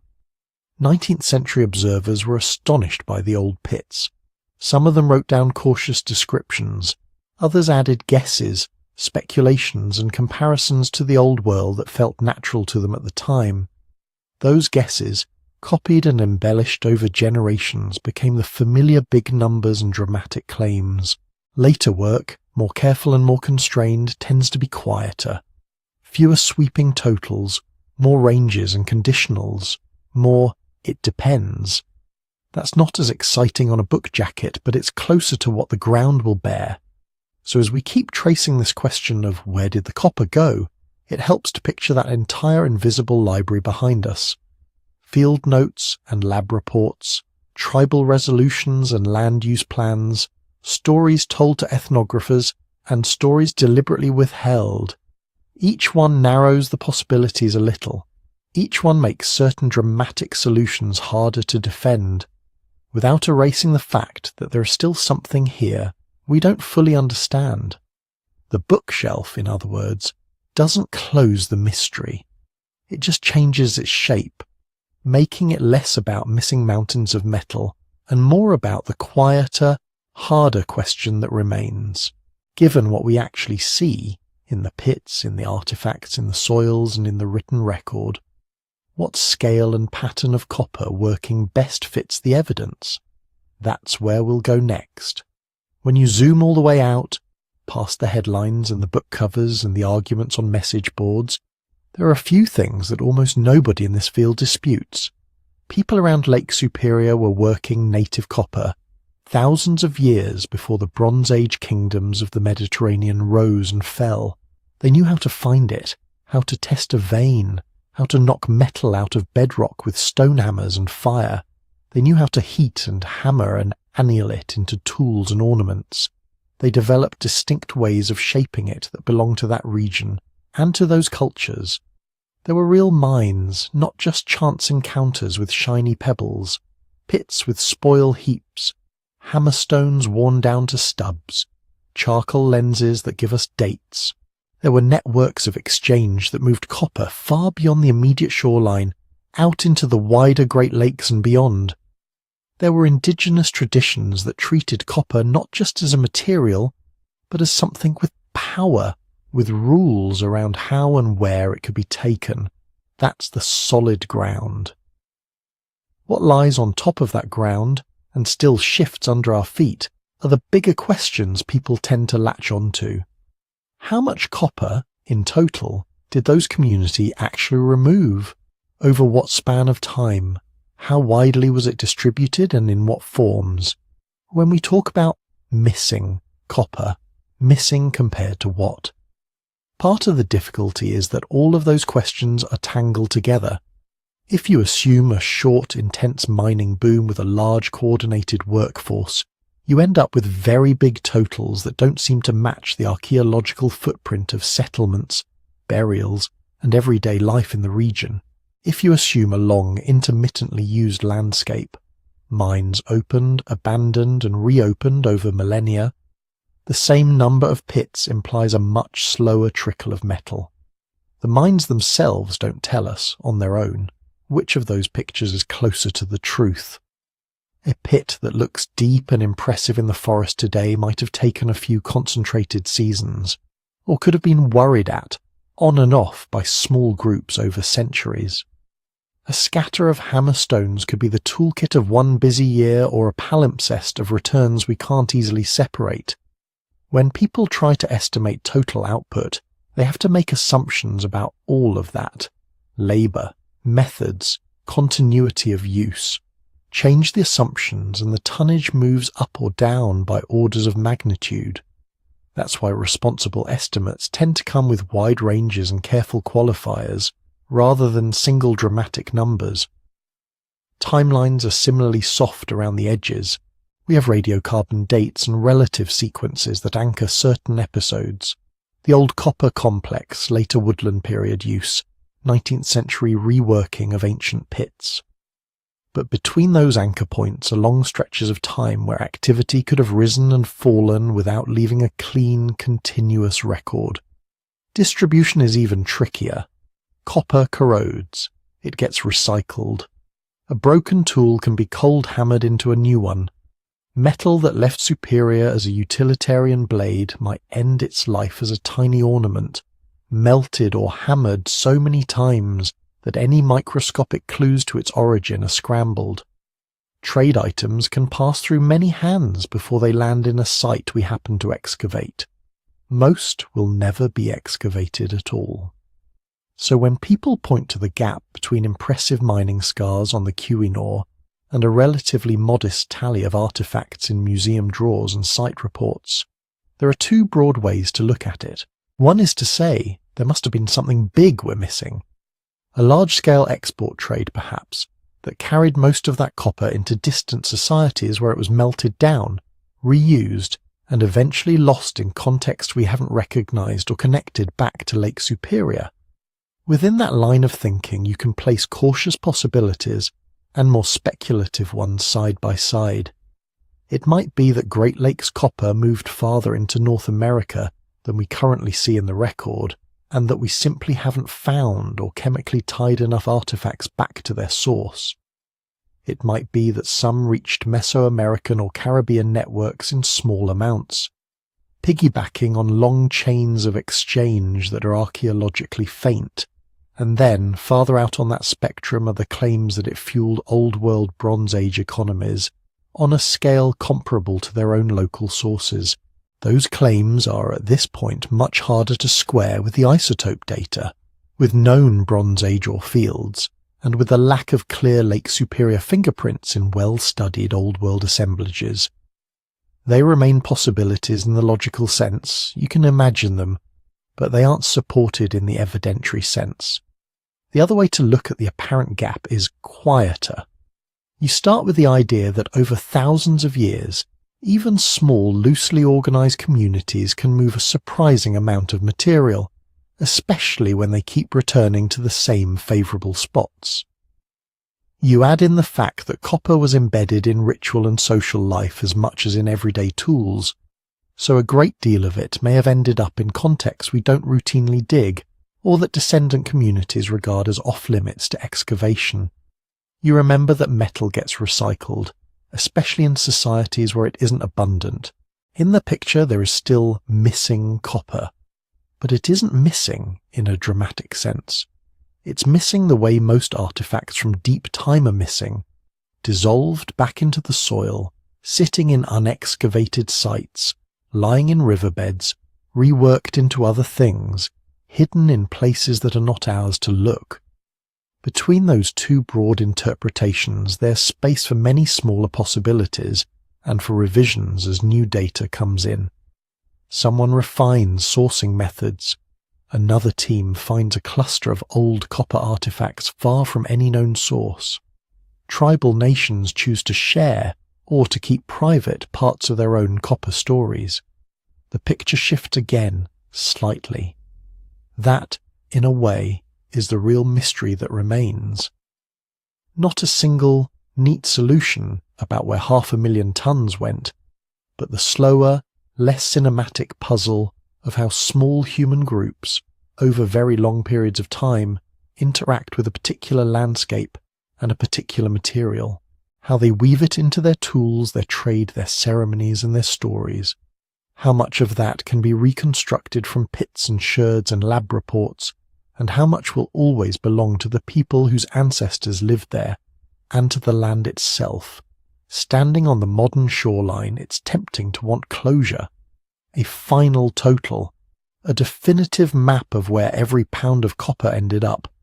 The evidence we have doesn't really lend itself to that kind of ending. What it does offer is a different kind of satisfaction.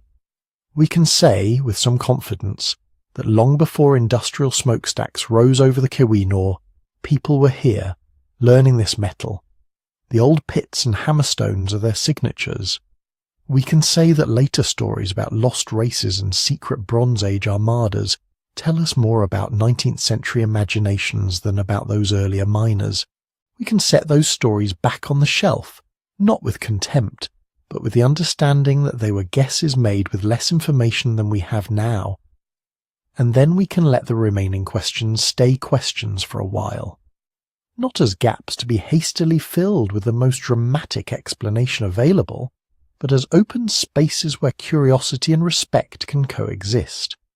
Respect for the archaeological record, which is always partial. Respect for indigenous histories, which include knowledge that was never meant to be extracted and catalogued. Respect for the deep time of that lakeshore, which has seen many different ways of being human. If you imagine the mines at night, with the lake breathing quietly below the ridges and the stars turning over the water, the mystery feels less like a locked box and more like a horizon.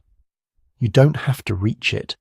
You just have to sit with it for a while and let it remind you how much of the past is still out there, intact, in the dark.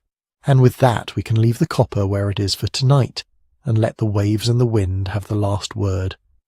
If you're still awake, or drifting somewhere in between, you've now spent a while wandering through those pits and shorelines and stories. You've met the parts we can point to with some confidence, and the parts we have to hold at arm's length, with a quiet maybe. That's really where we have to leave it. The Lake Superior copper mines don't resolve into a twist ending. They don't hand us a secret map that ties every old world sword and plough back to one stretch of rock. What they offer is a slow, complicated, very human story. People learning a difficult material over a very long time in a place that asks a lot and gives back just enough. The numbers we see in headlines, the missing tons, the grand export schemes, they sit on top of a much softer foundation of assumptions. Change those, and the picture tilts. The mines are still there in the forest. The artifacts are still in the ground and in the water and in the care of descendant communities. Our interpretations move around them like light shifting on the lake. So for now, the honest answer is also the gentlest one. We don't know exactly how much copper was taken or how far it ultimately travelled. We can trace some of its paths. Others fade into ordinary life, into tools that wore out and were remade, into offerings returned to the earth, into stories that don't belong to archaeology at all. If you'd like to help this kind of quiet, careful history keep finding its way to people who enjoy it, you can tap the buttons that everyone on this platform has to mention. Liking the video, subscribing to the channel, and leaving a comment all tell the algorithm that there's an audience for slow mysteries and unsolved questions. And if you do feel like leaving a comment, I'd love to know where you're listening from. A city by salt water, a landlocked town somewhere near the Great Lakes themselves, or halfway around the world. It's strangely comforting to picture all the places these stories are being heard. If this sort of deep time wandering helps you sleep, or keeps your curiosity company late at night, you might also like the book I've put together about prehistoric secrets and the quieter side of the human past. You can find it at sleepytimehistory.com. For now, let the shoreline go dark again. Let the old pits fill with leaves and snow, and the copper stay hidden under stone. Let the questions settle in beside you, not as something to solve before morning, but as companions for the